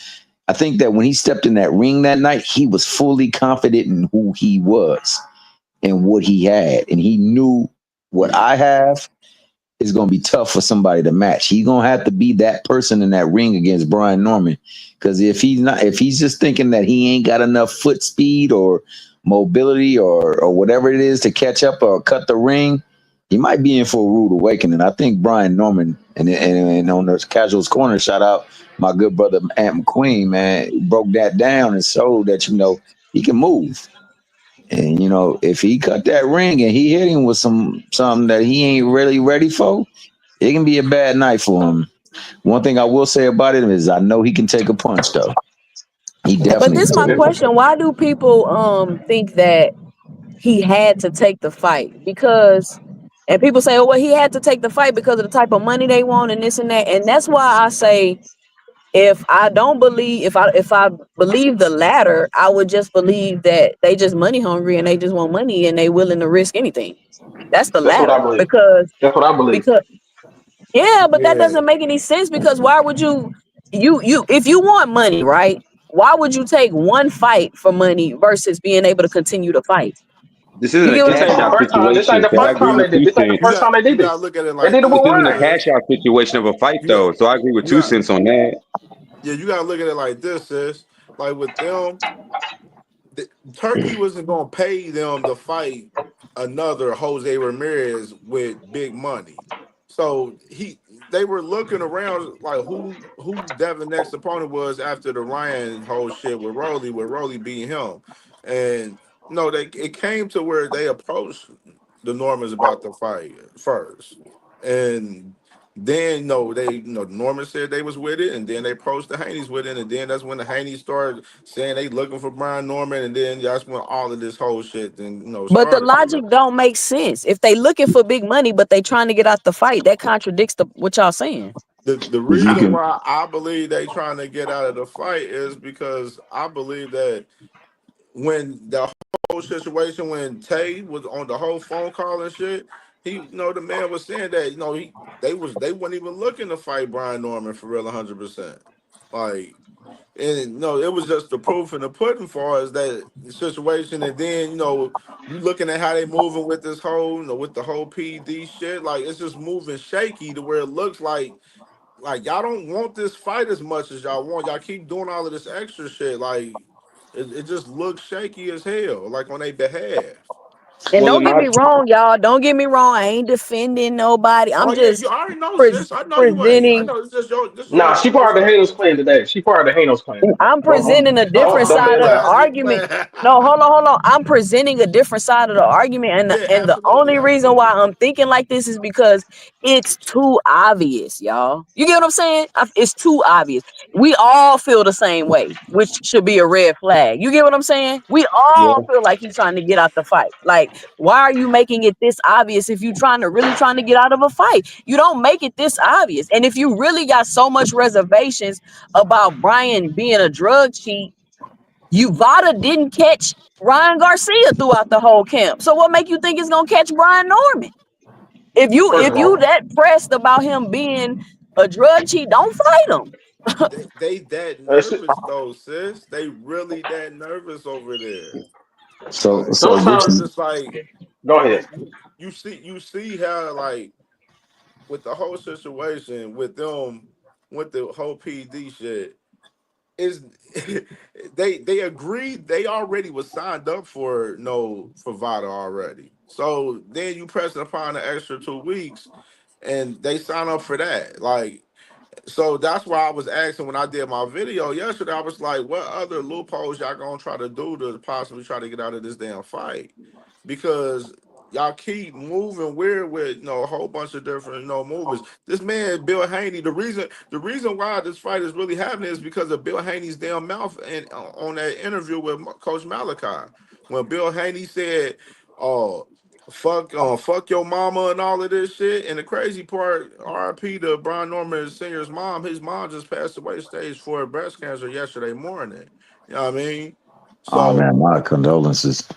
so like Rest with in Bill power, Haney man. saying and shit like that, like what are we thinking he taking it? Is that cap? Is is that taking it too far? Like it's taking it way too far. You know what I'm saying? For sure. Like even for myself, for as my mom, she passed away 11 years from stage 4 breast cancer. So I know how Brian Norman Sr. feels. So that's another reason why I'm like, and these guys talk about all of this black on black shit, talking about race and all of this shit, when you up here disrespecting a whole nother black man.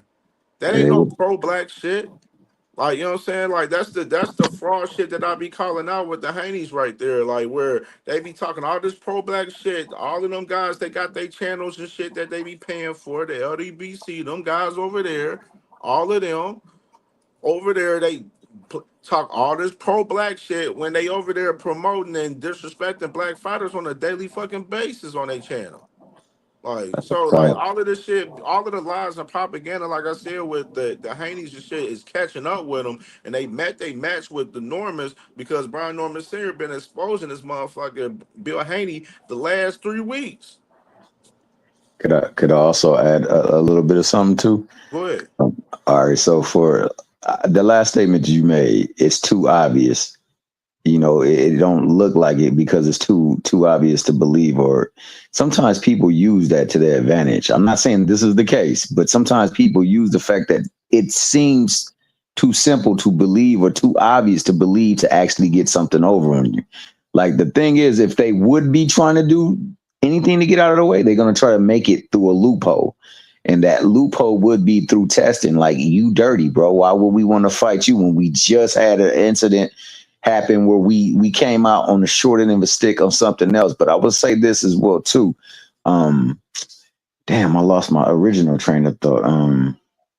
I'll come back to it. I Can forgot I what get the in fuck. something real quick? What I really feel, what I think about Bill Answer. versus How was Brian Vada the Senior. answer when Vada didn't catch Ryan Garcia? Yeah. But for me, when you got Bill versus Brian Senior, what you have is Bill, the caricature, like a literal character or a caricature versus reality. And you're always going to get things like that, in my opinion, when you have someone who's playing a character like Bill versus, another individual who's just, this is me, this is real. I ain't no faking me at all. I don't do this for the cameras. I don't do this for the clicks or the likes. You know what I'm saying? So I think that's why we're seeing, as you say, an exposure, of the cap that is Bill No, they Haney. capping together. They a team. Hey sis, hey, no cap. Like your theory and them thinking that they like this all promotion and shit. Like I had that same theory too in a sense too, and Oh, you know okay, what I I'm saying. remember But now. I don't believe it. You know what I'm saying? Because I've been seeing these Haney's guys. These guys been fraudulent for so fucking long, and they learned now. Brian Norman Sr. like he exposing all of this shit. Even like with Brian Norman Sr. the other day when he was on Mill Cities, he was saying matter of fact, hold on. Let me play this shit. Fuck it. Hold on. But After you play, think about how Hold corny this is. Like, we talking about drug testing. Like, this shit corny for real. on. I'm gonna play this right But here, they sis. cornballs Hold though. on. Hold on. Double, But they On cornballs. contract as well. double. Contract is only 8 weeks. We agreed to double. So We you agreed guys to agreed to double. 16. We agreed to 16, and then he wanted 18. He wanted 2 more. Like, what's the difference? Mm. Made no sense. It made no sense. Does that get you? Does that get you thinking a little bit? Like, why the extra voluntary No, extra no, no, days? no, no, no, no, no, no. Why It even? don't. Why even say that the fight's in jeopardy? No, If no. the 2 weeks doesn't happen, It was for his fans. It was for them. That's what it was for. It was just. It was so just. this was for promotion. No, it was nerve. Not necessarily promotion. Emotion. I think it was 2 things. It was for nervous energy. I think. Mm. I think it's Okay. very nervous. I think he's very scared. Um, and I think that was just for his fans to latch on to put some negative press out there against Brian Norman. That's all it was. It was Okay. to put negative. Okay. That he was literally. I know this for a fact. I don't know if you did. He didn't send you because he did it to other people. He didn't send you the screenshot and tell you to post that. Nah. He was sending content creators, because you know I deal with a lot of people. He was sending content creators a post of his tweet, a picture, a screenshot of his tweet, and told them to do it, and told them to do a video on it. Oh yeah? Do y'all hear that? Newsflash. Bill Haney, when he put out that tweet about Vada, he sent it out to content creators that he deal with, and he told them to do a news story on it. No. This Don't is before. say. This is before the yes, no. This is he just put it out there just to. It was a smear campaign. Nasty It's work. games he's playing. He got to remember. I know people too, Bill. I know people mess with me too, Bill. They gonna tell me. I know what's going on, Bill. Bill calling around. He listen to me. He's scraping the bottom. He's scraping the fence. He's calling around trying to get phone calls. People who sparred us. Seeing if they got videos of sparring us. Like I said, putting content creators on notice. Say, look, I need you to do a story about this, and ask why he won't take the test. Or no, not even why he won't, because the first story wasn't about why he won't. It was the question. I can't remember which one he sent out. It was the last one he just did, but that was the day he was telling us to do it now, and not August the 1st. The one where he said that why are we requesting to do it August the 1st? Mind you, that was known July the 10th, Bill. Why you not telling everybody the truth? Why you not telling everybody that's not even in the contract, Bill? Tell everybody what's in the term sheet.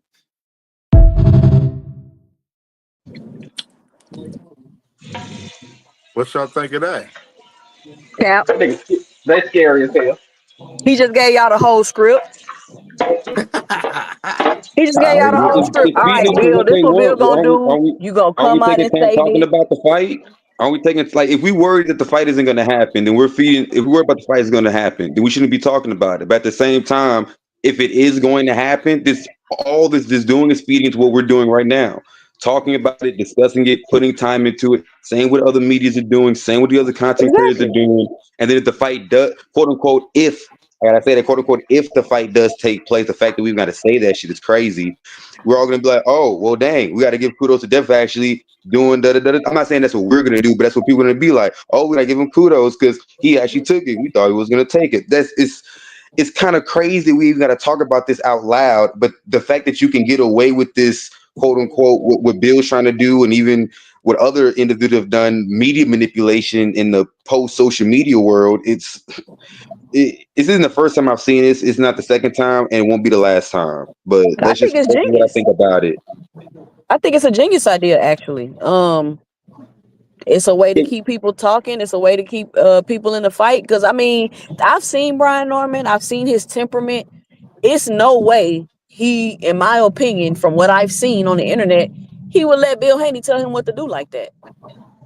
And then let Devin Haney get on the internet and be like, do as you told. Like, what? That shit pissed me off. He ain't talking to me. Because here's the thing. It's a promotion. Hold on. Go ahead. I got you. No, I'm like this. I was thinking stuff like this had to be promotion because if you know boxing and understand boxing, and if you look at skill for skill set and what Devin went through with Ryan and what Brian can and cannot do, what Devin can and cannot do, then you worry about, is this a matchup problem? Because in my opinion, the Ryan versus Devin situation was it a PED problem? Yeah, but that was more of a style matchup problem. Because in my opinion, I think Devin's always going to have problems with guys who say, forget that jab, forget that boxing. I'm coming in and I'm coming to knock your dome off. I think Devin's always going to have problem with fighters, guys who just go in there and fight him, who can negate his jab and negate what he knows how to do and can just get inside his reach and fight him. He's always going to have problems with those guys. I think if him and Ryan fought again, clean, straight up and down, Ryan would still beat him. You know what I'm saying? Because Ryan just has that style to negate what Devin can do. And I think that if Devin were to fight, and I think with people with that mentality, they're saying, oh, Brian got a nasty left hook. He can fight. Well, if he's fighting Devin and Devin has an issue with handling the left hook and keeping fighters off of him, then this is a sure thing. You know what I'm saying? Who's going to watch that? Unless you just want to see Devin get knocked out again, you know what I'm saying? Then that's a crazy thing to think of, that enough people will pay or tune in just to see Devin get knocked out again. You know what I'm saying? Then regardless, people are going to tune in to see it, whether they're going to see him get knocked out or they want to see him actually win. It's a weird Mayweather effect, I guess, but that's what I think is what's going on. Let me respond to that because I just did a thing on my live where I was saying, is Devin a villain or a victim? Right? Because it's obvious they want to play the villain role, but when the energy gets returned, they turn into a victim again. And I'm Always. like, you cannot be both, bro. Like if Devin I want to be the villain, agree. be the Always. villain. But you can't switch That's back the to problem. What they doing though, sis? Like I that's know. That's like hilarious. See, I feel kind of disrespected because I think y'all giving Bill way too much credit. I Credit think for y'all what? giving these for putting up this master plan that we gonna get It's not everybody that talking massive about. to think about, to be honest. I Hold just on, thought hold about on, it. hold on. I'll let y'all Go cook. ahead, I'll let finish. y'all cook. These people think that they listen to narratives and they're like, oh, Brian can't cut up the ring because these are some of the same things they were saying about Boot against Boots. Oh, he's inexperienced. So Devin thinks that, I got this championship experience. I did it. But guess what? Same things that he has to worry about with Ryan, he has to worry about with Brian 10 times worse. Because unlike Brian can do everything that Devin can do, and it'd be worse. So I think they really don't want this fight. They don't because it's a bad matchup because they've been smart for him Then to go for why Rolly. take it? I just don't understand why you would Because take the fight if you was To just who gonna say else that are try you to we gonna get fight? out tried, of Who it. else? to say that we Who else? tried, to say that we tried to stay active. Who else they gonna fight? So that's what But they not that gonna fight Brian either if they trying to get out the fight. So saying who It's else too they late gonna fight, now. that don't make They not. sense. They can't get out the fight now. That's the they problem. can't. Because they wanted the Normans to say, "Oh no, we ain't gonna do that." If that was their way out, and then Brian them said, "You know what? And you saying that Brian them their temperament? No, I'm gonna tell you, they got temperament just like me and all my family from the South and stuff. We got temperament. well, I Okay, mean, you talking a lot, right? I'm gonna make you stand on everything you said. I ain't gotta get mad. I ain't gotta do all that crazy stuff. I ain't gotta act crazy. But I'm gonna sign on here. I'm gonna do everything you want to. When we get in that ring, I'm gonna show you something." And well, that's how they coming at it. Go ahead. the way they can have a way out, that's another failed test. But I'll say this because you Or brought me back injury. to what I, yeah, exactly. What I was thinking about was we were saying options. Remember what a couple of promoters said. Devin Haney, I mean not they'll have Bob Arum and Eddie Hearn said in regards to Devin and future prospects with their fights, they're not really interested in trying to pay money because he's like a Samsung product. You know, it's bells and whistles and you know, it's promising you high energy performance, all this, but it don't perform like it's supposed to. And eventually you're just paying way too much for something that you don't even really want at the end. And Hey, that's someone how just asked a really good question. They just said would Turkey even allow any of them to get out of the fight without serious repercussions? Hey, shout out to T Mac 815. That was a really good question. He so lets I he think lets Schofield get out without any repercussion. Turkey put them in this fight because all right, yeah, you got Jose Ramirez. Okay, we gave you this. Yeah, you want a big money fight. You gonna fight one of these guys that I want you to fight, and you better fight. You better actually fucking fight this time. And Brian Norman is the guy to make this guy fight in this motherfucker. And he's young. He got the reach is there. No, yeah, I The agree, but size the is there. issue is, Like we've been Ryan, over. like what Devin Haney had problems with. Guys that of his age, like Ryan Garcia, you know what I mean? And No, I get that, but I same think we're height, size, and overlooking all is, of that. can Devin Haney and his team even risk the repercussions that come with pulling out from Turkey? We already know Turkey has a lot of power already. He owns his own ranking system. He's even setting up fights where, hey, y'all don't want to sanction this fight? Fine, I'll make the fight happen and just pay them the money outside of you. We've seen him do this. Hey, Bivol, drop that belt. I'm gonna pay you 15 million. You know what I'm saying? And then it's less money. So can Devin and his team even risk staying out of the Turkey Al Sheikh money pool if they were to even think about pulling out of this fight without a legitimate cause, which would pretty much be a serious heinous injury or a failed test? Because if he were to do any unscrupulous material to try and get out, any shadiness or cap, then he's never going to be on a Riyadh season card at that point. And no fighter at a marquee stand-up can afford financially or even popularity-wise to not be on a Riyadh season card. So this is what you're saying, right? You're saying Devin, according to a lot of people, Devin's career is over regardless of what he do. Oh no, it's not over. I mean, he can get beat up by because if Brian he goes Norman in there and and he build gets himself beat back. as badly as everybody's saying by Brian Norman, that's pretty much gonna be the end of that. And if he don't take the fight, that's pretty much gonna be the end of that, because then Turkey ain't gonna want to mess with him no more. Right. It's a double-edged sword, no matter which way you put it from the fan stand. Like, Absolutely. so it's like this. Like, I agree with what Tusis was saying. Devin started off as the villain in the situation, but then when Brian matched that energy with like knight in shining armor energy, like, okay, fine, bet, okay, cool. Now he's trying to play victim. You can't, like she said, you can't switch. He had a reason to switch against Ryan. He has no reason to switch now against Brian, because Brian isn't built like that at all. So now he's trying to switch from being the villain to the victim halfway through the fight. People are calling cap on that. I understand on that situation and how all this can be seen as a way to get out. But if he gets out, he's gonna be relegatedly stuck on the zone at that point. You know what I'm saying? But shit, he won't even be on the zone. Like, it'll be over. Nah, he'd be on Pro Box. He'd be on Pro Box. There you go. Because he's burnt he's burnt his bridges with Eddie. Yeah, and Bob Arum. Fuck with him. Bob Arum don't really give a fuck for him. Bob Arum, he calling him a track star, disrespecting him in public, and then they clapping back at Bob Arum. Like, every time somebody says anything negative about them, about the Haneys, they always going to clap back at them, and then they try to get personal and everything. Like, you know what I'm saying? Like, they don't never say or talk about whatever that person said to them. They always try to clap back with something else personal about the person. And They shit. use Like, they have very how weak-minded these guys is for real. They hater very energy. sensitive. They say it's like everyone, if you ain't with me, you against me type of energy, but that's not the case, because Devin, you're not the perfect fighter. You're a good fighter, borderline great fighter, but you're not perfect at all. No, not borderline, bro. Did y'all see Mr. Gary in that ring? I feel like he came back after a 3-year low off and showed it was levels to this. I'm about to get off. I'm gonna hit y'all up later. All right. Yeah, all right.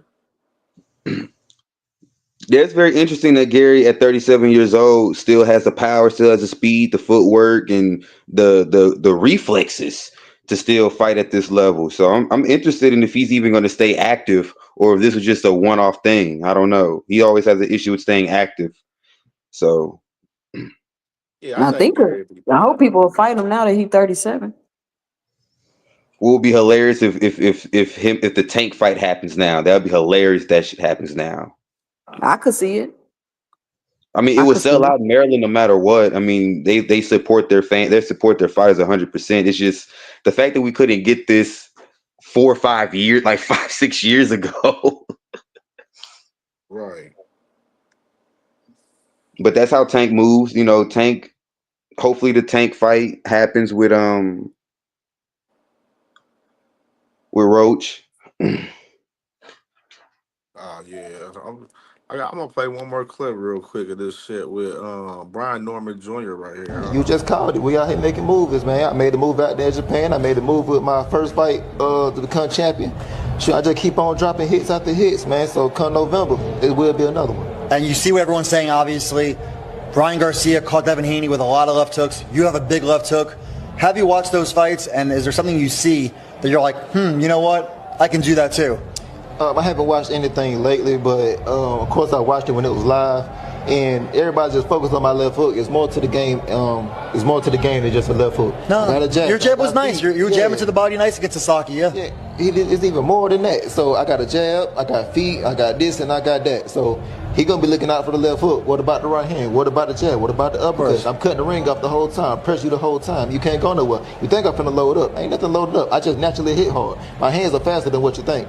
Feel me? Don't let these cameras fool you. It's different in person. And I saw Devin Haney. You guys got into it a little bit. He called you small. Okay, now with that, why is everybody he fight small? And I have no experience, I have no this and I have no that. Why you fight me then? You feel me? I don't deserve to fight you in your book. So it's like, why you fight me then? You don't deserve no credit for this. Everybody you say is too smart, they too this and too that. Why you fighting these guys then? Who is eligible enough to fight you? Right. Who is eligible enough to fight you? That's how I feel about it. So now, on the flip side of it, Devin Haney, he is an eligible fighter in my book. Former undisputed champion, came up, beat Regis Prograis as well. So he got a great Lomachenko on his resume. Even if y'all say he may have lost that fight, it was still close. So it's the great Lomachenko, and it was still close, even if you say he may have lost. Yeah, man. So he talking about that man Devin Haney right there, calling him small and everything, man. Said then he said, "Why you telling her?" Because he said to everybody, you know what I'm saying, and that's just Yeah, an extra emphasis as far as him fighting at the catch weight with Jose Ramirez, and now he had 147 and shit I now don't. in this I never fight. pay. I get you. I just never pay attention to any of the cap or BS that comes out of the Haney's mouth. You know, like the fight still got made for a reason. There's a reason this fight is the odds are going to be possibly the closest ever. You know what I'm saying? Because of the physicality and the skill set that Brian. No one who understands boxing on a really good level is looking at the situation like Devin got this in the bag. People are looking at this like Brian has this in the bag more than Devin does. And the Absolutely. Haynes are trying to do everything in their power to make it seem as though this is more of a 50-50 fight or this is more into my favor than his favor. You know, and that's all I think about the situation, what they're trying to do. Could this be part promotion, part cop out? Yes. I even said in the comments before I hopped on, I wouldn't be surprised if Haney finds a way out of the fight. But at the same time, the repercussions of such an act could be catastrophic to the point where his career could very well may be over at a top level because Turkey's taking over. Like that's without a fact. Turkey's taking over. Turkey showed that if the organization if the sanctioning bodies won't make the fight happen, I'll pay to make the fight happen. Yeah, I mean, shit. Them boys, they ain't got no choice but they wanted the PED test, the extra 2 weeks. Brian signed up for it. So, like, Yeah, what's the other loophole next? Injury.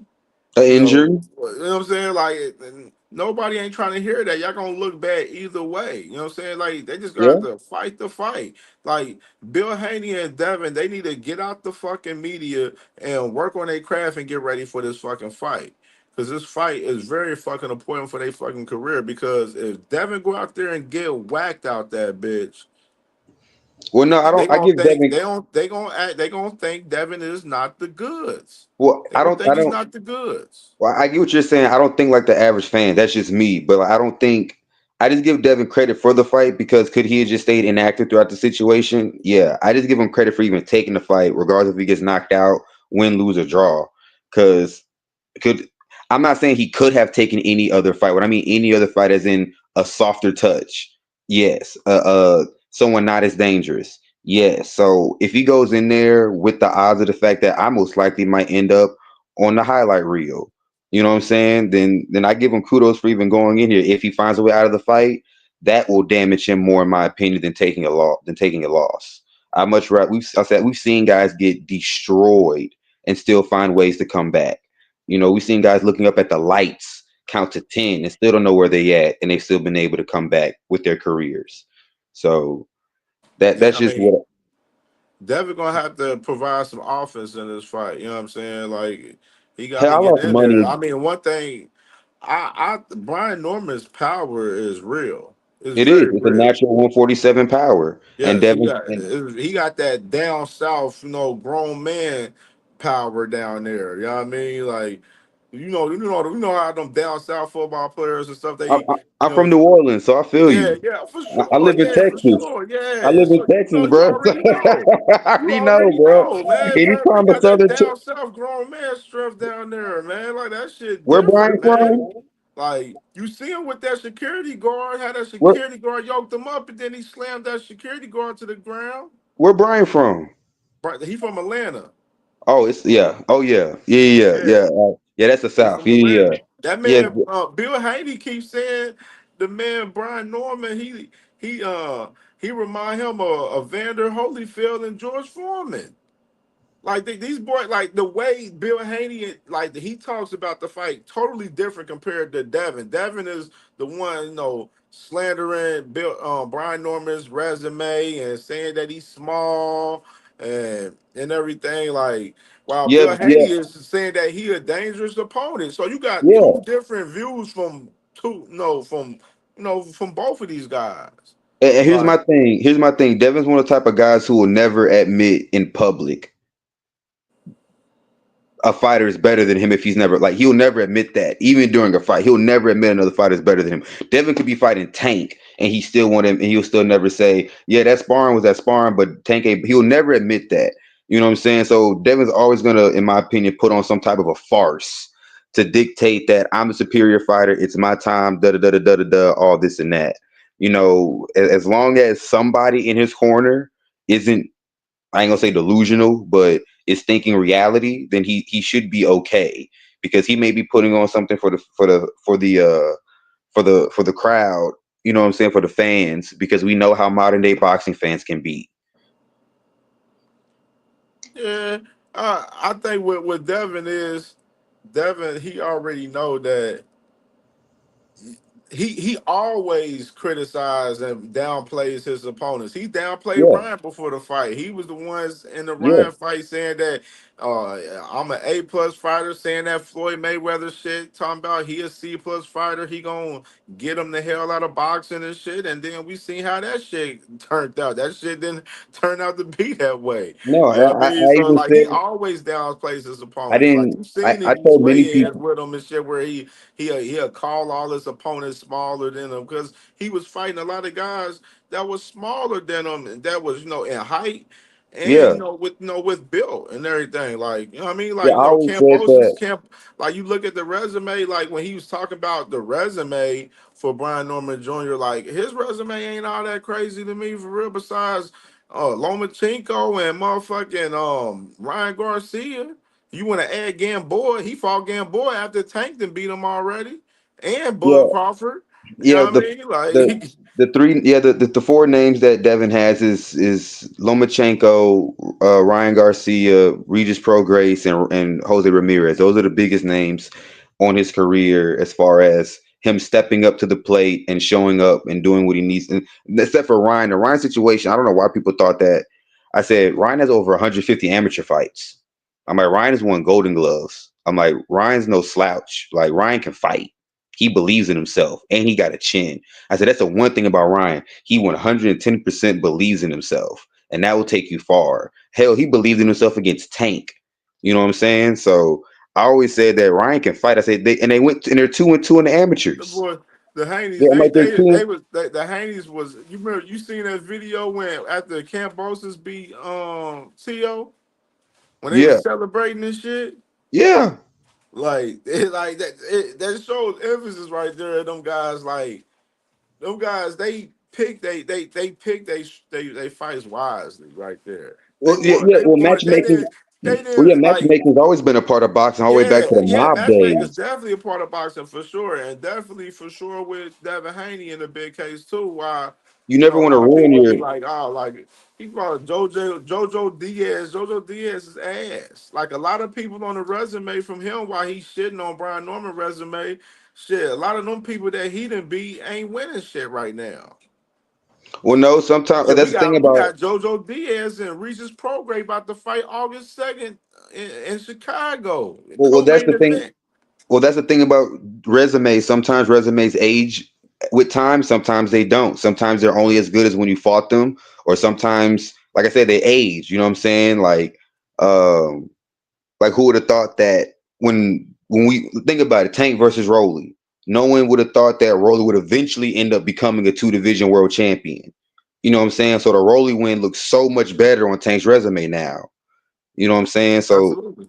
sometimes things like that happen in boxing. Sometimes things like that don't happen in boxing. Sadly, Yeah. with Devin's resume, if you look at most of the guys he's fought, the only fighter that went on to win a championship after a loss to Devin was Vasile.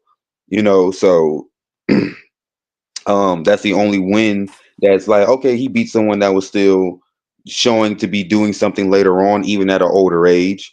You know, I just think that in this situation, Devin's caught in the catch-22.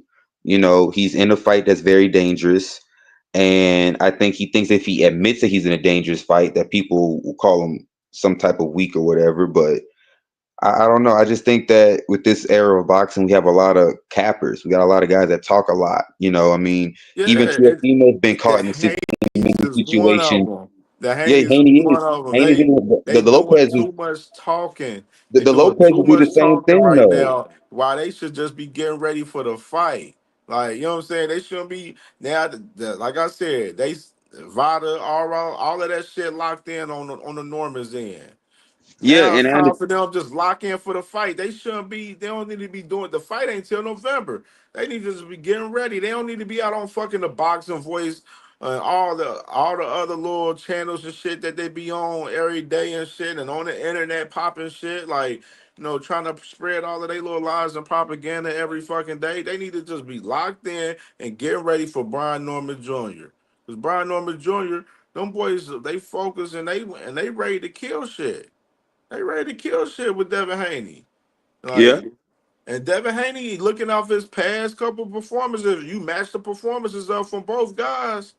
Like, you know what I'm saying? You will You know see who where Devin reminds me the of? odds on Vegas is definitely gonna be close, you know what I'm saying? Because they're gonna respect Devin Haney for sure, but at the same time, you know what I'm saying, they edging Brian Norman right now You know who because of Devin their reminds past me of? performances. You know what fighter Devin reminds me of? He reminds me of Donald Curry. And I say that because when Donald Curry was at welterweight, he was hot stuff, you know, and then he ragged on one fighter. Because Donald Curry didn't really look at any of his opponents like a big deal. And he ragged on Lloyd Hunnigan, and Lloyd humbled the hell out of him and knocked him out. And and Donald would go on to win, a couple more championships, but it took him a while to get back up there because even he said he had to get to the point of approaching every fight like it could be his last fight, and he wasn't approaching his fights that way when he was winning by DQ and getting knocked out or having no contest up until he started finding out how to win again. So I consider Devin Haney like DC, like Don Curry. He's a fighter that drinks too much of his own Kool-Aid, and that will lead to his downfall. And Brian Norman may be his Lloyd Hunnigan situation. You got cleanly knocked out, and there's no excuses as to how or why it happened. You just weren't good enough, and you need to go back to the drawing board and reassess your career at this point. I think that, and that's just me speaking from the heart. I think Brian is going to end up launching himself off of Devin Haney. I may be wrong. Haney might show up, like really show up, more so than we've ever seen him before, because he's going to need it.